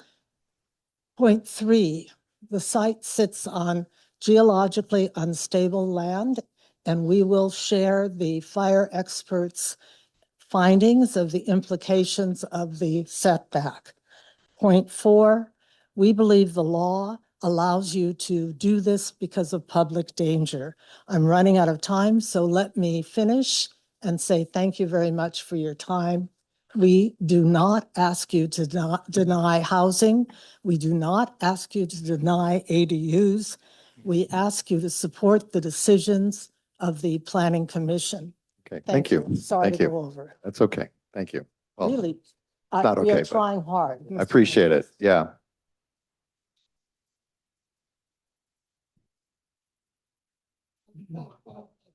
And also just a minor point, but just if the comments can be directed to council and not to anyone else in the room, that would be appreciated.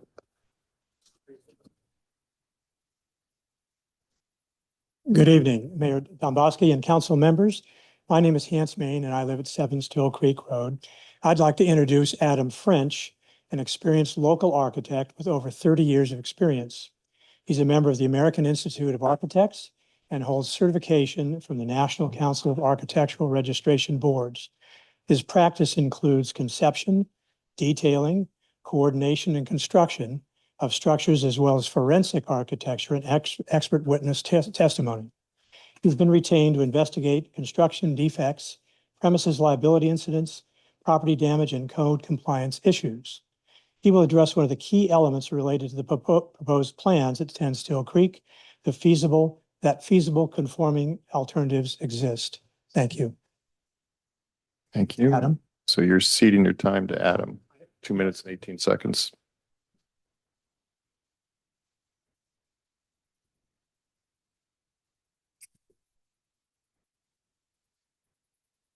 Welcome. Good evening, Mayor Dombrowski and council members. My name is Adam French. I'm an architect, AIA and NCARB certified, and I prepared what is referred to as Attachment A. That would be my report. Conforming alternatives exist for this site, and I'm here to tell you tonight about that. I developed alternatives using the applicant's drawings. I did not need to invent anything new. Based on the applicant's drawings, I identified feasible options that comply with Woodside's 50-foot setback requirements. The applicant's central claim is that the site's topography necessitates encroachments into the setback. It does not. The proposed encroachments are not unavoidable site constraints. They are design choices. When a preferred design fits only by violating the setback rules, the design must yield to the code. The code does not have to yield to the design. The applicant has not justified the requested exception. The record contains no comparative analysis study, no feasibility analysis, no cost documentation. You cannot claim compliance is impossible without showing the numbers. Assertion is not evidence. My report also raises a material question regarding the floor area calculations for the lower level of ADU number 2, which must be resolved before any maximum residence size exception can be granted. I'm not here to say the applicant can't build. The applicant can build. I'm here to show you that the applicant can build within the required setbacks using the feasible options I've developed in my report. The required findings cannot be made because feasible options do exist. The site has limited capacity. The proposed design exceeds it. Applicants have not shown and cannot show that compliance is infeasible, and for those reasons, I respectfully recommend the council deny the appeal and require a conforming design. Now, there's been a few things that have happened since this morning, or the big binder that we all got. I'm not here saying you can't build anything. What I'm here saying is that after following the planning director's recommendations for years that the findings can't be made, that all of a sudden the applicant shows up and pushes an example into a grove of redwoods.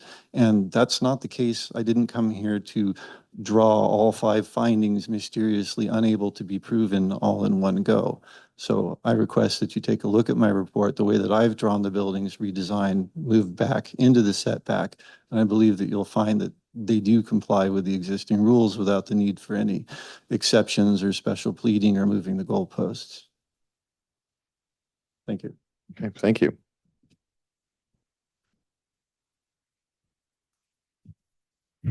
Hi. Good evening, Mayor Dombrowski. We can just go with Mayor the rest of the night. Don't worry about it. Mayor's fine. And the rest of the council members. My name's Terry Bronstein.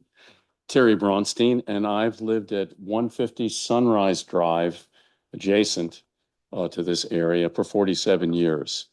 For most of those years, I have regularly walked Still Creek Road. It's the road to the redwoods. In fact, that's where the redwoods start.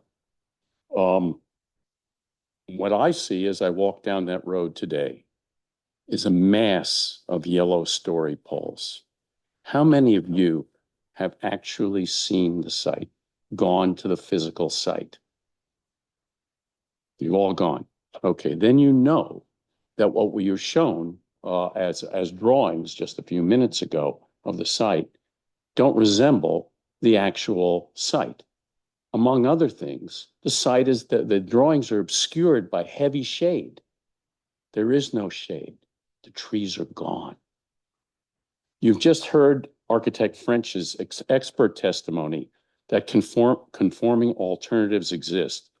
The applicants have had 5 years to pursue them. They have said no.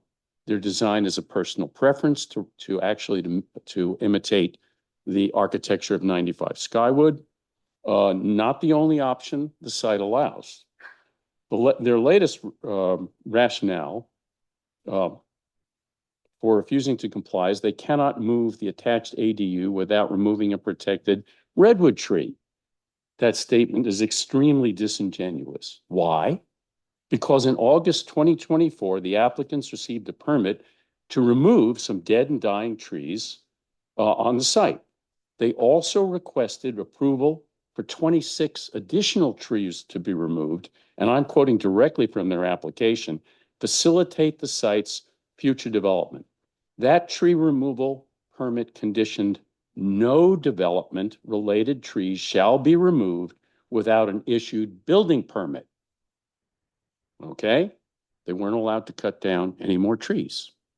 However, 3 months later, in November 2024, a logging crew removed more than 40 trees, including numerous large, healthy redwood trees.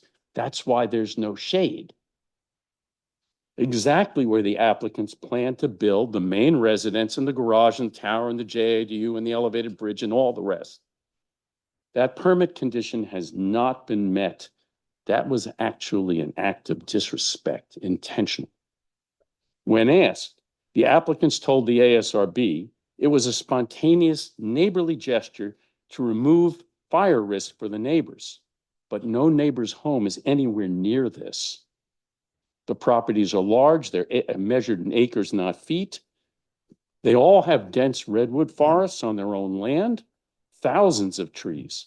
The applicants themselves have most of the, anyway. Yeah. That's just not credible. 10 months later, at the November 25, we gotta hold you to the 3 minutes. Unfortunately, I'm sorry. It's the laws, but I appreciate it. We know where you're going. My name is AJ Costa. I live at 130 Sunrise Drive. Yes. And I'd like to relinquish my time to Terry since There you go. Thank you. No. So articulate. Okay. Thank you. Yep. So, 10 months later, at the November 25 ASRB meeting, applicant submission stated the project would preserve all existing trees on the site after the unauthorized removal had already taken place. It's actually disrespect. This afternoon, hours before the hearing, too little time to even begin to read the 342 pages, the applicants offered a third justification for the same tree removal: coordination with the Woodside Fire Protection District. In 2024, their permit application cited future development. At the ASRB, they cited neighborly concern for fire risk. This afternoon, it's the fire district coordination. There are three different justifications, three occasions, each one different from the last. Which one's true? The required findings cannot be made on a record built of misrepresentation. I ask the council to deny the setback exception, deny the maximum residence size exception, and hold the planning commission's decision and uphold the rest of this Woodside government that supports you. Thank you. Anyone else in Independence Hall? All right. Good evening, Mayor and Good enough. council members. I'm Art Muir. I live at 70 Skywood Way, and I'm the Firewise team lead for Skywood Acres. And tonight I'd like to introduce Mr. Keith Parker. He's a forensic fire expert, a wildland urban interface fire expert, and he's the founder of Parker Fire Services Consulting. He's a retired fire marshal from Marin County with 33 years of service, and his firm has investigated over 300 fires, including the Camp Fire and the Maui wildfires. He was retained by the Still Creek Road residents to assess the project's fire and safety implications. And having read his report, I share his concerns about the fire danger that this project poses to our broader community. For those of you who want to know where his report is, it's attachment B in your desk packet. And I would like to turn the rest of my balance of time over to Mr. Parker.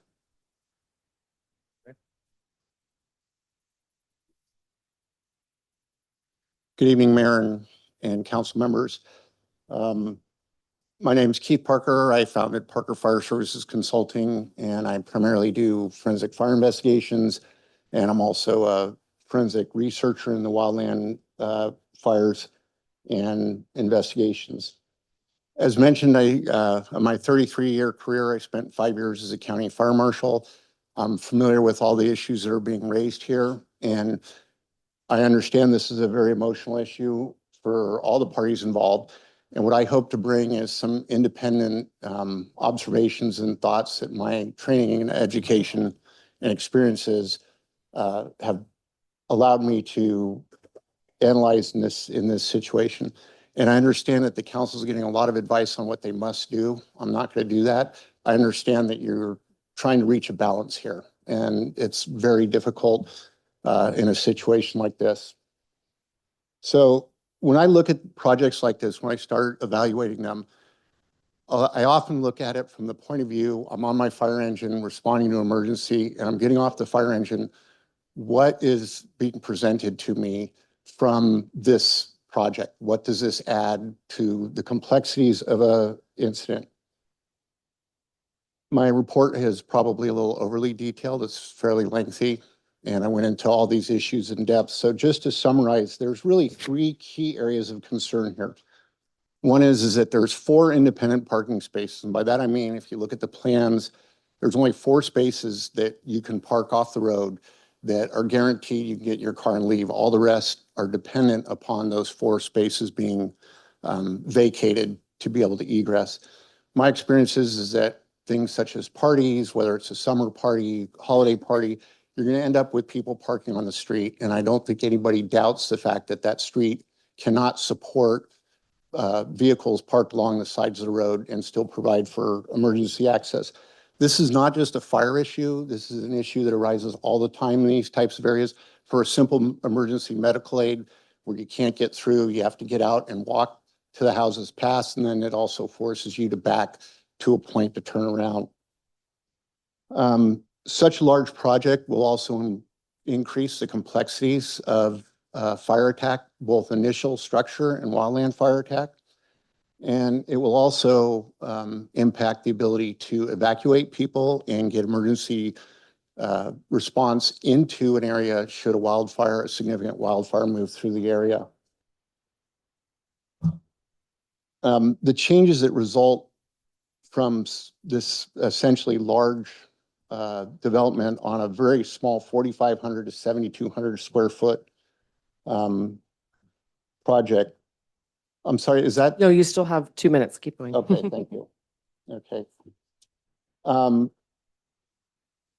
So the below grade structure also is close enough to the road that if it's involved in fire, is likely going to block the road from the thermal effects of the fire. So we in the fire service have known since the 1980s, we started talking about what we call the expansion into the urban wildland, and we knew these problems were coming. And we really saw it come to fruition in 1991 in the Oakland Hills. And in the decades since then, we've seen the problem explode to where we're at today. In this particular area, we're looking at some really severe circumstances.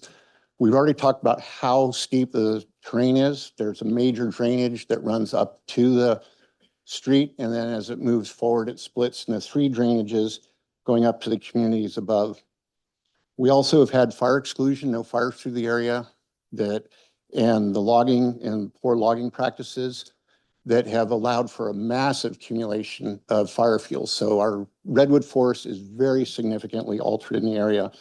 And then we have climate pattern changes that are providing for longer periods of hot, dry weather that are increasing our numbers of days when we can have severe fire conditions.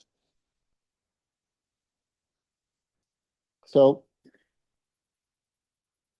there's really no reasonable claim this is not an extreme or very high fire hazard area. And this isn't the average place that we need to look at mitigating these fire threats. Granting the setback exceptions are definitely going to make any kind of mitigations very difficult, if not impossible, for many of the reasons I've been talking about. But one of the most significant ones is the parking, the closeness of a burning structure to the road, and the third would be the inability to have enough room to create adequate defensible space to both prevent transition of a fire from the structure into the wildland and also support Like that's it. fire protection. I lost my, is that it? That's it. Unless, Okay, sorry, unless I we lost the have timer a up there. parliamentary. And, Good evening. I'm Vivian Sham at 90 Skywood Way. Many thanks for much appreciation for everyone being here tonight. I cede my time to Mr. Keith Parker. Okay. Thank you very much. I'm not going to need much. I'm sorry. I lost the clock dropped up there. So I lost that. Just listening to some of the other comments that I think is really important here is we're talking about the only alternative is to grant these exceptions to setback rules. But the other possibility is downsizing the totality of the project to work into it. At the end of the day, what we're really talking about here is we're trying to squeeze a 7-pound loaf into a 5-pound bread box. And that causes a lot of challenges that, as I've talked about and are detailed in the report, regarding the specific fire life safety hazards that a project that's really oversized for the footprint available to build on this property. And I'll be here through the meeting. If anybody has any questions, I'd obviously be happy to answer them for you. Okay. Thank you, Mr. Parker.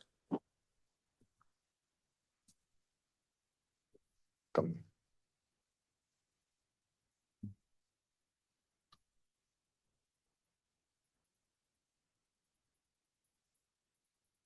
Good evening, Mayor and council members.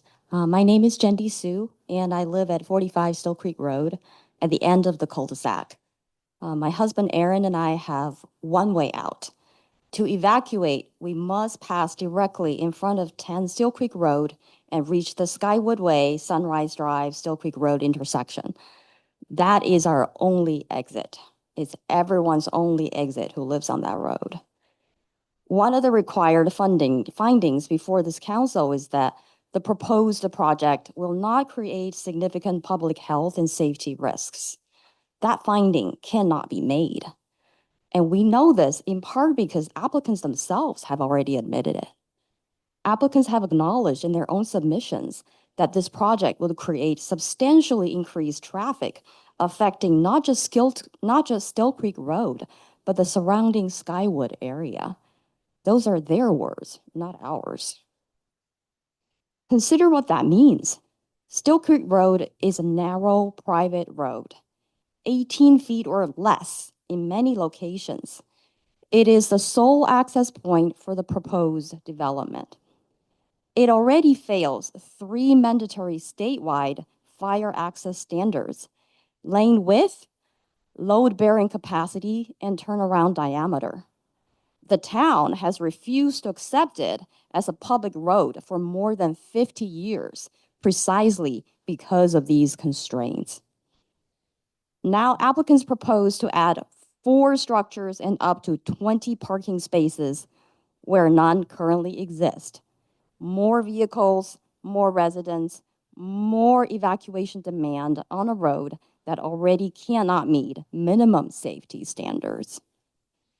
Every additional vehicle from this development is one more obstacle between my family and every Skywood family and safety. Every additional second of delay matters when fire moves uphill through chimney terrain. The road cannot be widened by a permit condition. Its load rating cannot be improved by a condition. A second access point cannot be created by a condition. The public safety finding cannot be made. I ask the council to deny this appeal. Thank you. Thank you. Well, nobody in the Zoom room with a question, so welcome, sir. Good evening, Good evening. Mayor and council members. You My might name just- is Royal Copperwood and I live at 35 Still Creek Road. Can we bring the mic up for you just for the Sure. people online? How's that? That's perfect. I live at 35 Still Creek Road. I'm presenting on behalf of Simon Klemperer, who's a professor of geophysics at Stanford University. He apologizes that he cannot be here tonight. He has a prior commitment for a lecture at Cambridge. Professor Klemperer has lived at 3 Still Creek Road across from this site for 25 years. His analysis is documented in attachment C, and it identifies 3 overlapping geological hazards. First, the proposed building footprint sits directly on active and dormant landslide deposits. The town's own general plan acknowledges that these deposits can be reactivated under present conditions.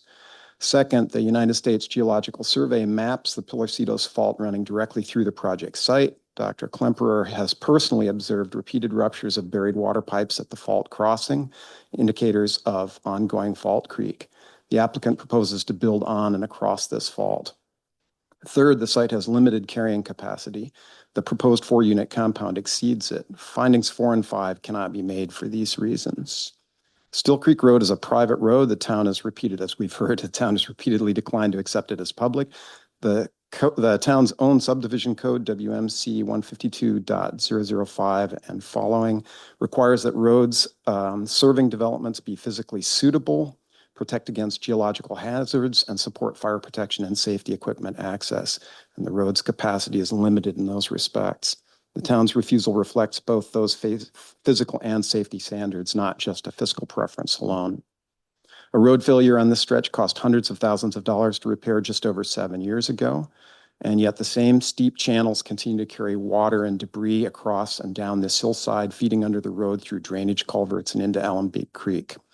In the last 7 years, there have been repeated debris flows from the hillside, which have blocked culverts and threatened the road stability. This demonstrates the land's carrying capacity, and it's the same land where the applicant proposes to build a 4-unit compound. I respectfully ask that you deny this proposal. Thank you. Thank you. Yes, sir.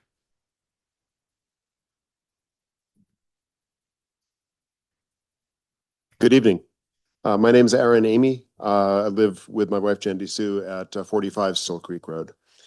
You've now heard from architects, fire investigators, geophysicists, and neighbors. The record before you is clear. I just want to address two more topics for your consideration. The staff issued recommendations on the eve of this hearing, approximately 6 months after the Planning Commission's denial. Those recommendations deserve some mention and some scrutiny.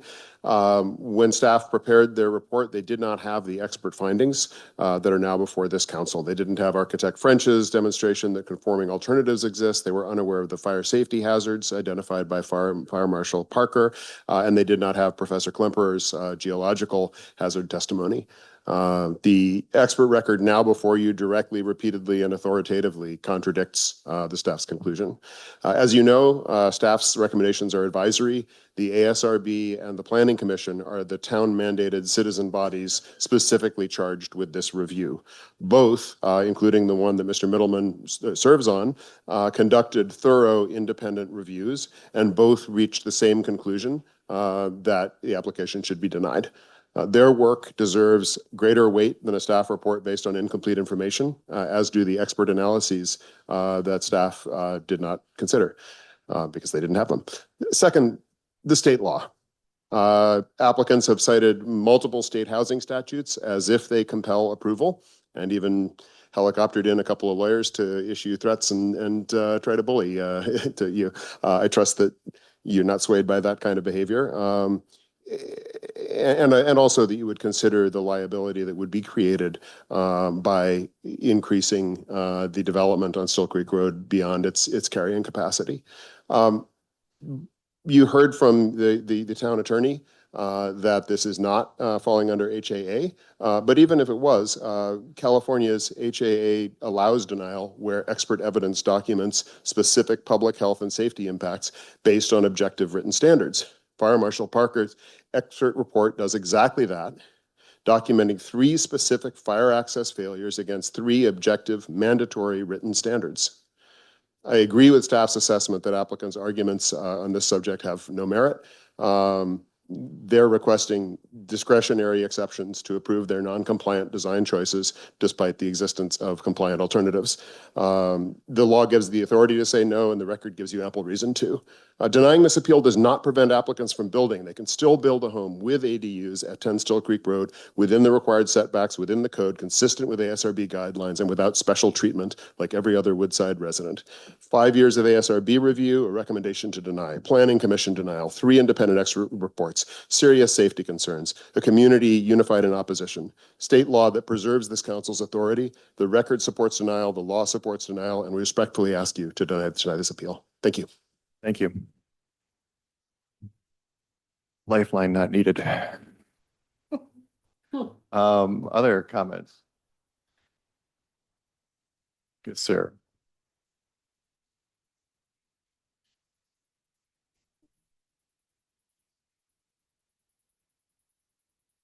Hi. How's this? Great. Does that work? Big rocks and little rocks. Works great. Perfect. 3 points today. First, Woodside was incorporated in 1956 for one reason, to preserve our character. Central to that character is a culture of volunteerism, citizen-led government, and a basic code of trust, even when we disagree. Three of you have had your personal and professional lives appended this year. In Teddy Roosevelt's words, the credit belongs to the man or the woman who is actually in the arena, whose face is marred by dust and sweat and blood, who at the worst, if he or she fails, at least fails while daring greatly, so that his or her place shall never be with those cold and timid souls who neither know victory nor defeat. What happened to you is an aberration of our culture. I'm sorry for the sleepless nights and the personal and professional anguish you have endured. That is the burden of volunteerism and leadership. Thank you for your service, and please don't be deterred by the arrows from the folks in the seats. This case, 10 Still Creek, has also been inconsistent with our culture. In 2023, I was asked by Mr. Middleman to secure Planning Commission votes in the applicant's favor. When that failed, after the Planning Commission vote, a ethics complaint was filed publicly against me by the Middlemans. I suggest you read the ethics complaint and its findings to get an idea for the applicant's ethics. And most recently, we were all served with public records request, a clear signal that honey wasn't working and vinegar was coming from Costco. And today, you heard a litany of threats that the town would be subjected against by their attorney who has litigated the most cases ever in the state of California. This comes down to one thing: character. Cave in, bullying becomes an acceptable way to do business in this town. Today, the applicant's making a bet, and the bet is that with everything the town has gone through this year, the town does not want a lawsuit. So their application will be granted. My second point, the applicant has had every advantage: state density mandates, full planning department support, unlimited presentation time. You've witnessed it today. And the full wind behind their backs at every point. Yet they cannot get a favorable vote. Why? Because demanding a variance while making zero effort to work with the affected neighbors, and the more time goes by, doubling down on threats at every turn. Let me repeat that. We gotta just do the parliamentary thing here for a second, Alex. Please, thank you. Good evening. My name is Barbara Costa, and I live at 130 Sunrise Drive, and I would like to donate my time. Thank you. Thank you. I'm going to repeat this again. The applicant has had every advantage: state density mandates, full planning department support, unlimited presentation time every time, and full wind behind their backs at every point. Yet they cannot get a favorable vote. Why? Look at the yellow caps here. Zero input into this project. And at every turn, doubling down on threats. Exhibit A, myself. Third, let's be clear about one thing. No one is denying their right to build. No one is suppressing housing units. We are denying a variance request. They can revise their plans. They can stay within their building envelope and still get everything they need. The message in this room is unmistakable. Vote our way and vote our way, or we'll sue. You've heard the many disguised threats tonight, and you've been subjected to these disguised threats earlier this year. Vote our way, or we'll sue. That's who we are. No. I did not serve in the armed forces. I became a U.S. citizen. And for everybody that knows me, I am a representation of what America is. We deserve better. Thank you. Thank you, Alex.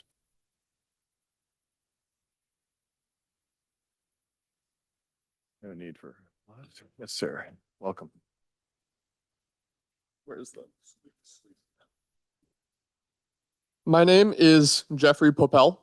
I grew up here and have lived just up the street on Miramontes Road for over 20 years, almost my whole life.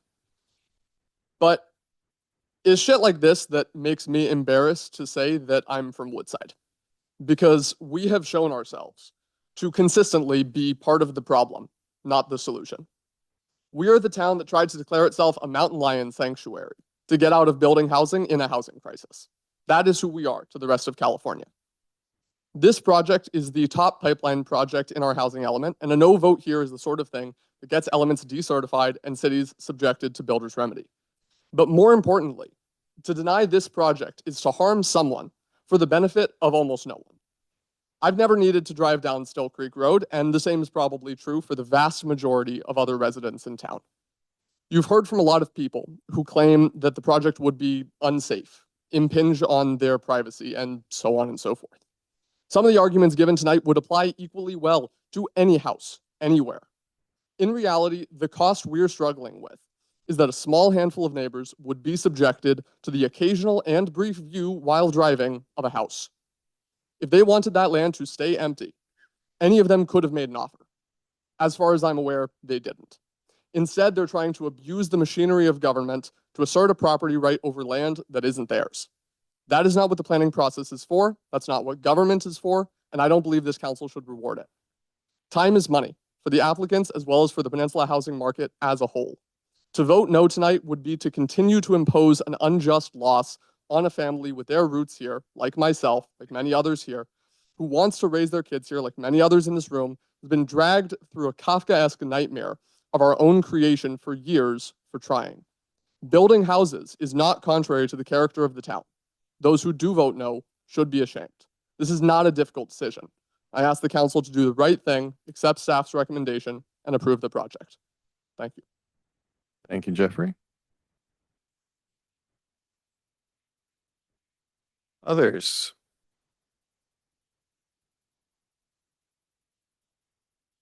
Okay, well, nobody has got their, anybody on, there we go.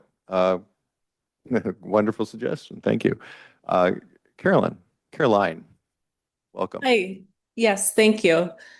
I'm here to speak in support of the applicant and the proposed project at 10 Still Creek. My name is Caroline New. I'm Kristen's sister. I'm also a resident of Woodside. As you've heard, Kristen and David, my brother-in-law, have been pursuing this project for 5.5 years on land that our dad purchased in the 70s.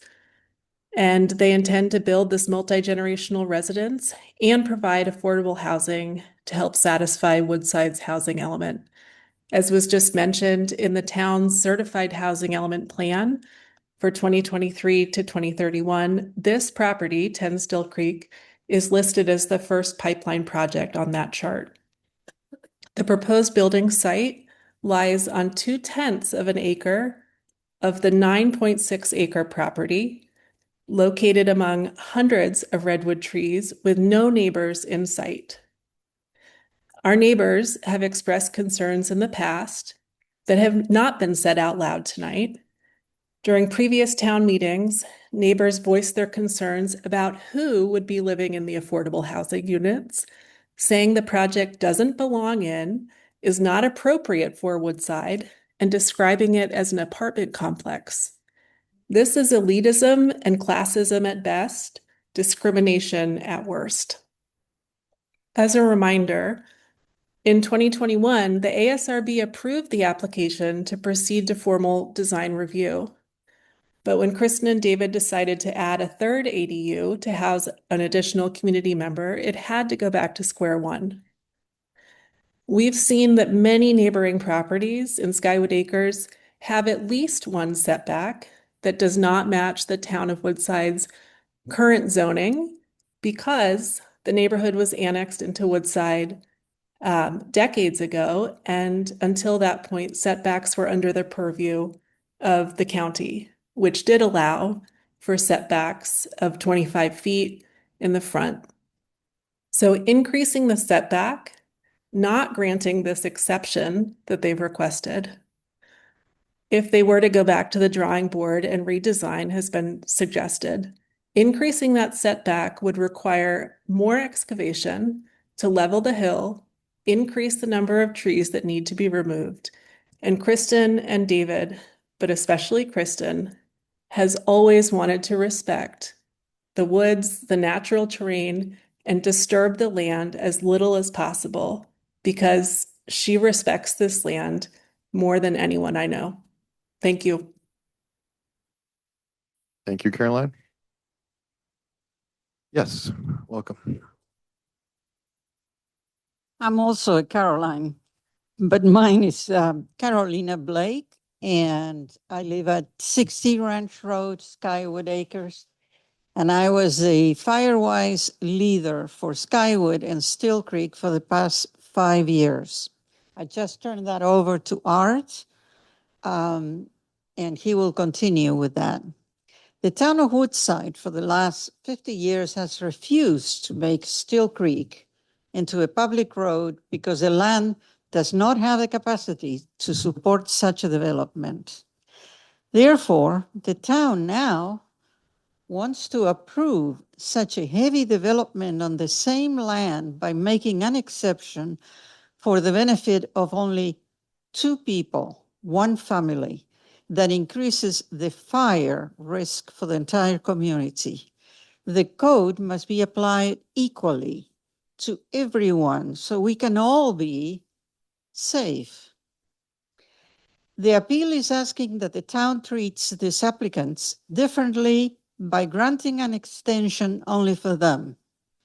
You just have heard from Fire Marshal Parker and a lot of other people that extending the extension will endanger not only the other residents in Still Creek, but also our neighborhood, which is adjacent, Skyward Acres, adjacent with 75 homes and approximately 200 people.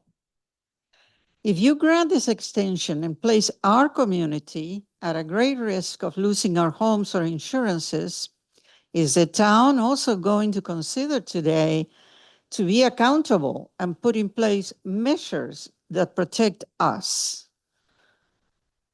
Is the town going to set aside a fund to help us rebuild our homes? Is the town going to get us insurance where our current insurance get canceled? Is the town going to pay for the difference for a much more expensive insurance that we will need to pay to secure our community? If the answer to these questions is no, the town must deny the exception and must deny the appeal. State housing law does not override California State Fire Safety Code and regulations, in particular in the areas of very high fire severity zones, as defined by the California Government Code. Thank you. Thank you. Other comments? Anyone in the Zoom room?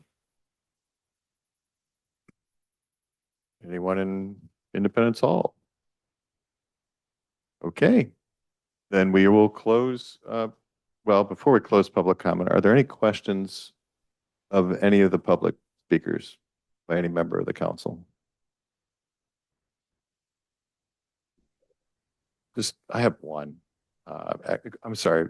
I don't know who to direct that, so maybe I'll go to you, Mr. Parker. We've heard it repeatedly tonight, but it's this issue of, oh, and hi, Jen. We'll get to Jen next. The idea of it's a tipping point argument that of all the houses, this next one is going to be the one that's going to cause fire risk and public safety risk. Why is this project versus any other house in the neighborhood now why would we consider it the tipping point project? I mean, this is a case that's being made by a lot of people here tonight.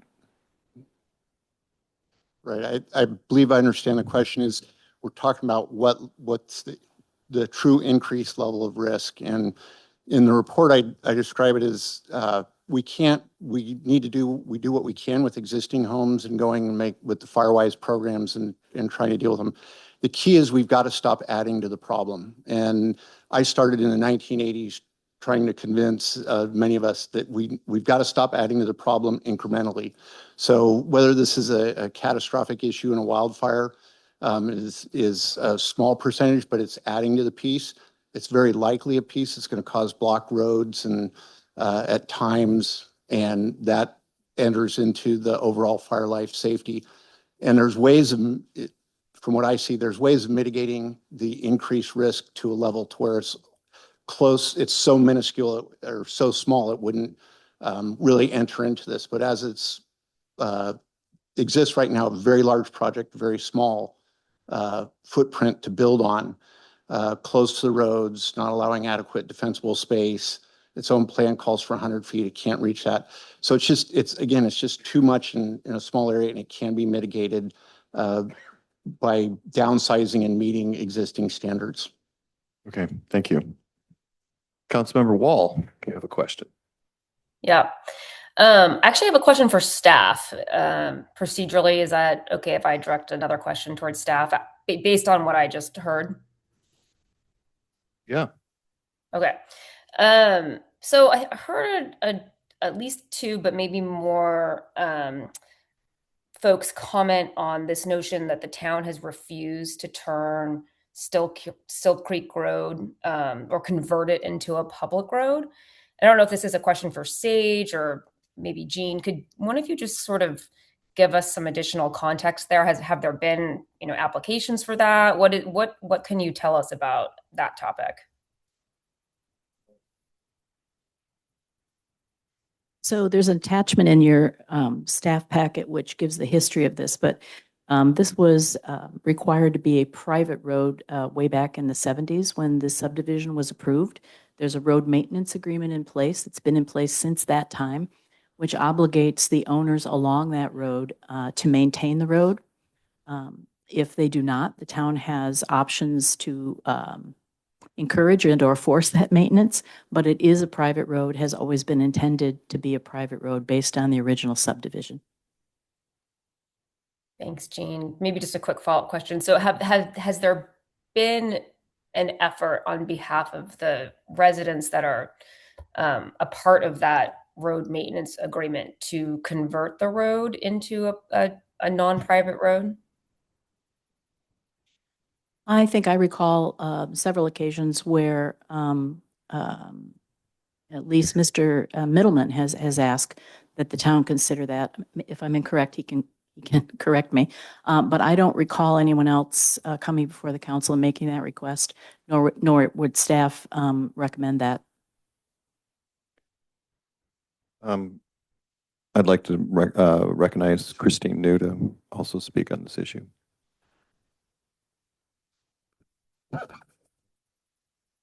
Sorry, just to add two things. So one, my husband, David Middleman, brought that proposal to the town actually with the support of neighbors at that time to make the town public. Part of that was that one of the arguments was that Sunrise Drive is a public road, yet it dead ends with no access to anything, whereas Still Creek Road is the only access, for example, to Wonderlick Park between the main entrance and Skyline. It also is the access point for the slack lines, which pose a fire hazard to the area. And then the last thing you had mentioned, a road maintenance agreement. That was not a road maintenance agreement. It was a covenant that was made between the owners that followed the owners, not the properties. And it was dissolved actually by the residents of 45 Still Creek upon their purchase of the property a number of years ago. And so that is no longer, there is no agreement, covenant, whatever you want to call it. There's nothing like that in existence for that road. Okay. Yep.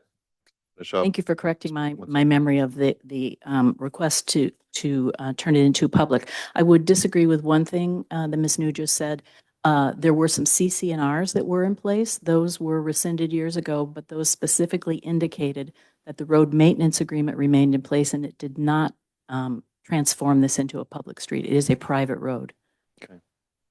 We still have public comment open, so if you want to, this is a second bite of the apple, but. Ms. New just mentioned the residents of 45 Still Creek Road as the people in question. I concur that road maintenance agreement was not dissolved as part of the transaction there. It was rather as Ms. Savary, or is it Savary? Savory has said that was the CC&Rs. But I would also just point out one of the big concerns we have here is where that's going to happen on the road. It's a safety issue, as has already been highlighted to you. It's also a cost issue. We spent hundreds of thousands of dollars just a few years ago when the road's not in good condition. It was wiped out in one small section, and the applicants have refused to accept a responsibility for damage to the road during construction. And we have a lot of concerns around that for that. So if the town considers approving something like this, I hope you would also take responsibility for the road, because I think it's going to create a lot of cost and liability for all of us who own the road. Thank you. Okay. Okay. Before we close the public hearing, just want to make sure we have all the comments, particularly any comments that were submitted today. So those are all in the record. I'm going to give you a final statement in a second. Are you going to allow rebuttals? Yep. Yes, I am. Okay, then we're going to close public comment, but we're also going to have a final statement and rebuttal period for the appellant. And we can ask any final questions of the appellant at that time.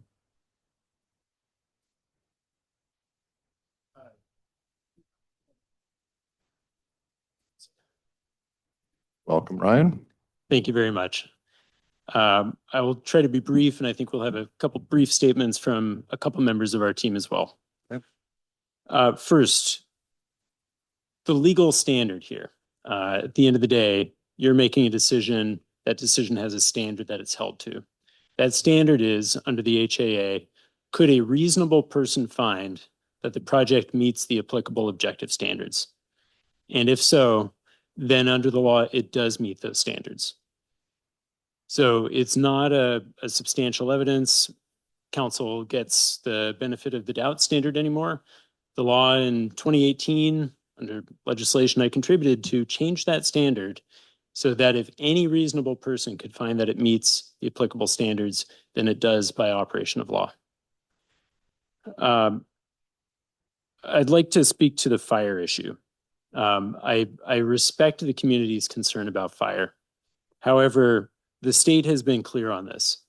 State law forbids fire hazard severity zone from being used as a basis to deny ADUs. CAL FIRE, Office of the State Fire Marshal, Information Bulletin 25-004 from March 3rd, 2025 is unambiguous. It says, quote, fire hazard severity zones should not restrict the development of accessory dwelling units, end quote. Woodside Fire Protection District, the agency the state has delegated to enforce fire safety in Woodside, has already engaged with this project. It will be responsible for ensuring fire safety. The hazard designation for this site is not unique to this site. 10 Still Creek Road sits in the same very high fire hazard severity zone as essentially the entire western hills of Woodside. It is not unique. And the applicant's engineered fire safety package equals or exceeds every applicable code. Self-imposed 2-hour fire rating, steel structural framing, metal cladding, Class A roof, pebblestone non-combustible zone 0, 100-foot lean, clean, green defensible space, mandatory NFPA 13D interior sprinklers, plus exterior wildfire defense sprinklers of the kind credited with saving homes in the 2025 Palisades fire. Cal Water hydrant fire with 600 feet confirmed by staff. Building sited within 150 feet of the road, so no apparatus turnaround is required. And on engineering, this is simply one of the most fire-hardened projects imaginable that probably ever brought to the town. And a formal vegetation management plan, while not required, is being provided. The exception is what is being considered here today, not the fire risk of the project. And the exception does not increase fire risk. So there may be concerns about building in urban wildlands interfaces, but the thing before the council tonight is the exception. And the exception is not implicated by those concerns. The exception of having this much setback or this much setback it's a marginal difference, and it does not actually impact fire risk. Under the state law, if the council were to deny the project or condition it in a manner that renders it infeasible, renders it impossible to feasibly build, the standard there is that there is no alternative, that it violates an accepted, quote, objective, identified, written public health or safety standard, policy, or conditions as they existed on the date the application was deemed complete.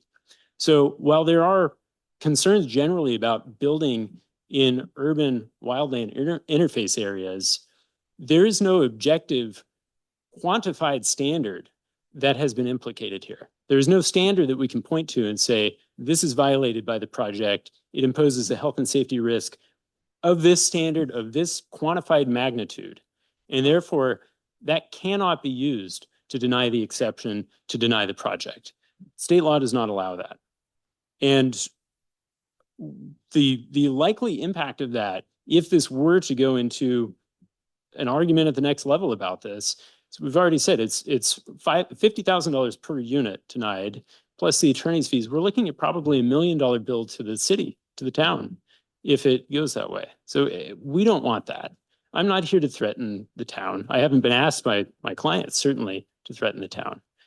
I'm here trying to explain why the state law requires approval of the project and approval of the exception. There was one item that the engineer, I think, wanted to add, the actual cost. If the exception were denied, you have to build into the hillside, excavate dramatically more soil. The off-haul cost, Charles, can you speak to that? The additional cost of off-haul. The architect said, I think it was 1,400 cubic yards additional excavation. Is that correct? If Jim's listening. It It's is, 14 it is about 1,600. Oh, It's 1,600. 1,645 total yards would have to be. Okay, I earlier I'd forgotten about, I was thinking of the construction cost, but there's the off-haul to the landfill. And that alone would be in the neighborhood of $200,000 to $300,000, and probably 350, maybe more truck trips, dump truck trips through Woodside up to the property, down Still Creek Road, and back out Still Creek Road through Woodside to 280. So if I were a neighbor there, I don't think I would like that. And I wanted to say something else, but I guess I'll let this part of it wrap up first. I'll finish. Someone else said that Dr. Klemperer said he suggested there's an active fault going right through the site. That's not true. The nearest active fault is a mile away. The Pillarcitos fault is considered potentially active. The California Geological Survey does not even have it on their map as an active fault or a special study zone, or it would never even came up in our geotech report because this is not an issue. It's 250 or 300 feet down the hill from the site. It trends up toward the intersection of Still Creek Road, Sunrise Drive, and Skywood Way, right under that house at the corner there, and very close to number 3 Still Creek Road. And the site is also not on an active landslide, it's on a dormant landslide, and that's why we did an extensive study, after which we determined that it is stable at this time. Thank you. I believe architect Jim Boronsky is going to address the alternatives that were proffered by the neighbor's architect. Thank you. Thank you. James? Yeah, I'd just like to point out that Mr. French's alternative relies on these areas that are within the 50-foot setback. The area that is closest to the road that is not encroached upon by a 35% slope or 50% slope is 771 square feet, and that's a misshapen 771 square feet. That means that to even get just a rectangular box that would fit in there, that would not have to encroach in the 50-foot setback or a 50% slope area, would be 467 square feet. And I'm, maybe that's an alternative, but it's certainly not a feasible one. And then with respect to the area that is to the north and the east, that whole area is 1,054 square feet that is not encroached upon by the 35% slope or the 50% slope. If I wanted to put in a rectangular box that did not encroach, it could be 443 square feet, which is not even large enough for a 2-car garage. So I just don't understand how that's feasible unless we encroach into the 50% slope area, which frankly, we're not really allowed to do, nor do we want to do. And then I stand by my analysis on the size of the building and the misreading of Mr. French's misreading of our plans and of the maybe the guidelines for calculating a building area for Woodside. So I know our calculation is correct. Okay, thank you. And David.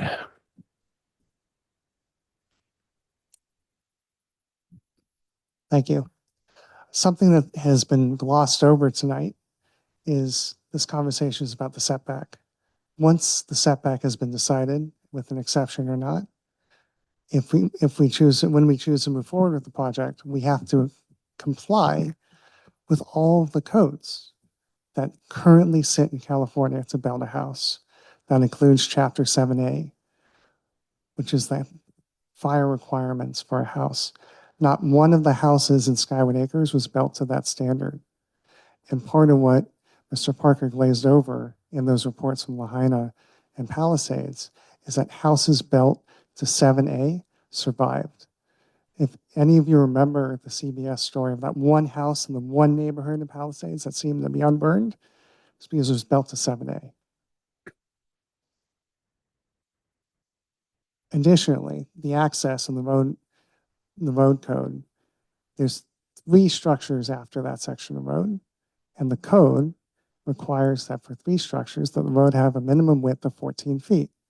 And it's been accepted by everybody in this room that the road is at least 18 feet and wider in some places. Regarding the road maintenance and the public-private, this all started in 2019 when California amended their Civil Code 845.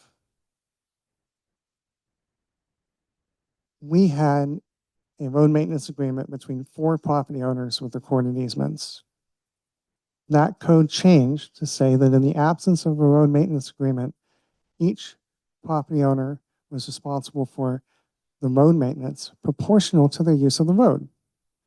And we had 4 other properties on the road that have implied easements that aren't recorded.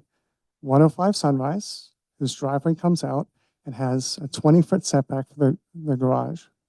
3 Still Creek, 7 Still Creek, and 95 Skyward's second driveway. After multiple attempts of trying to get everybody to sit down at the table and agree, I was encouraged to come to the town and push for public acceptance of the road for a lot of the reasons that Kristen spouted, but also because the town has a equestrian trails easement that goes down the road, and we actually went to the equestrian trails committee at the very beginning, as well as county parks, the Folger estate, and the town. Because those conservation easements on 10 Still Creek, the easement says the town shall maintain that conservation easement, not us. Which means that you have an implied easement on the road to get to our property to maintain the conservation easement. We have never denied that we're going to repair the road, but we have to agree on what the quality and the state of the road is so we can repair it back to that state. It's unfair to put a whole new road in if we don't actually do that much damage to the road by not hauling 1,643 cubic yards of dirt out of the property. And it's been talked about how the road washed out. The road washed out on the property of 45 Still Creek beyond where this site is. It washed out not because of geotechnical issues, but because of a lack of the property owner's responsibility, property owner's fulfillment of his responsibility to clear his own culvert. That created overflow, which is the same reason why 84 washed out. He failed to mention that the estate of the news paid tens of thousands of dollars towards that repair. And if you remember, the first meeting of January 2023, I came in here hot to tell you about how this road needed to be public because me, Kristen, and my 70-plus-year-old father went and cleared that culvert because he was in Tahoe on New Year's Eve of 2022. So we didn't do that again. And we don't even live on the road yet. Again, that's part of the road beyond the project and would be unaffected by construction. Yeah, I think that's all I wanted to say. Thank you. Any questions from council for the appellant? The applicant? Okay, well, what? Can I get an opinion on if we've closed public comment? You did indicate you had already closed public comment and you were doing a rebuttal for the appellant. Yeah. So, yeah, public comment is closed. And so we are closing public comment and we are closing the public hearing. So I want to make a suggestion. It's probably not going to make a lot of people thrilled. But David Madrid's letter is actually correct.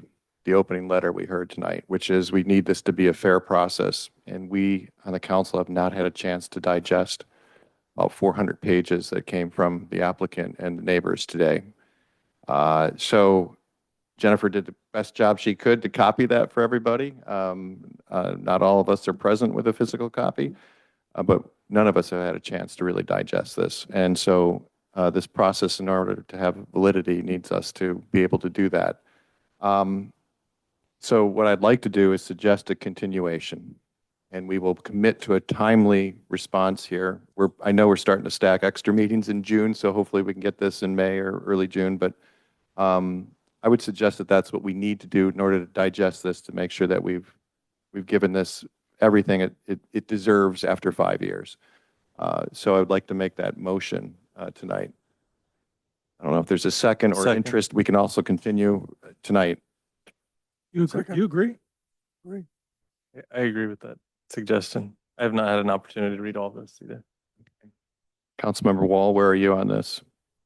Yeah, I agree. I think it's important that we have the time to review the materials that were submitted today. So I would second your motion. Okay.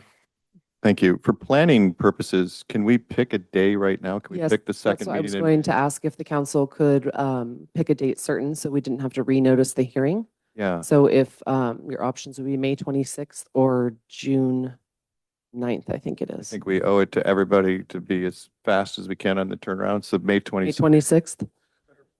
Okay, May 20. May 26th, okay. And yeah, we'll commit. We're going to open at that point in deliberation. So there will be no further public comment. We have closed public comment. So we will just be deliberating and then making a decision at that time. So, so with that, we will close this item for tonight. It's continued to May 22nd, where we will open 26th. Thank you. May 26th, where we will open with council deliberation and get everybody on the road. Okay, David, one last. Just one question. So we don't end up in the same position at the continuance. For clarification, are you accepting desk items or not for that continuance? We've been told no. No. Yeah, No, the public hearing's open. thank you. The main thrust of David Madrid's letter was that we hadn't had a chance to respond to this massive submission yet. So there needs to be some mechanism for us to respond to it, or it's pointless to continue. Gene? Logic, that one. It seems incredibly unfair. So I The think, applicant gets to rebut and we have not. Hold on, please. so I think what I heard you say is that you've heard all the public comment, and you need time to take a look at additional information which has been provided to you. What I would suggest is that if you think there are additional questions you need to pose as a result of that, you could do that at the next meeting. But you've already indicated that you're closing the public hearing. You know, and I appreciate that. Would it be okay if we said we can take public responses to anything in these 400 pages? You can say that, but if you are going to do that, I think you should be clear with the people who are here. Are you saying you will take written comments? Written. Yeah, written. And then if you could please indicate by which date you would like those to be submitted so that you don't end up in the same situation, which Yeah. is things coming in 2 hours before you hear it on May 26th. I don't have a calendar in front of me. What's 1 week from today? 1 week from today is Tuesday, May 19th. Okay, we will take any written communication in response to the items that have been submitted today by May 19th. In writing, correct? In writing. Yeah, in writing. Oh. Yeah, and I'm sorry that this seems like a little jarring moment, but we just can't process this information tonight, so. Understood. The neighbors also submitted new materials today that we would like a chance to respond to. Fair enough, yes, yep. And I also want to note for the record, this was the 5th hearing. So there is a state law issue there as well. Well, it's a And a staff table, continuation. we would Yeah, so we're continuing in a current meeting is the way I think we would look at that, but we're doing our best on this, all right? We want to make sure everybody gets a fair hearing on this. Okay, thank you. Writing within 1 week. Yep, Nothing after that. sounds And we open up at deliberations. at deliberation. Thank you. You know, we had a vote, we had a motion and a second, but we didn't take that vote. Do we need to take a vote for continuation? Yes. So I'll make a motion. Yep. That we continue this item to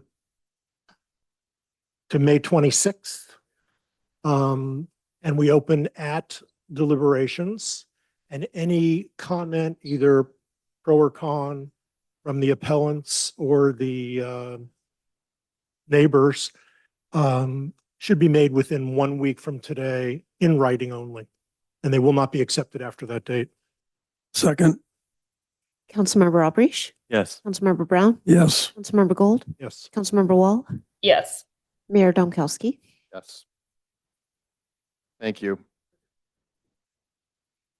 Appreciate your time and all of your inputs. Reports, volunteer, No report. council communication. All right, hearing none. 9:44, we'll call the meeting.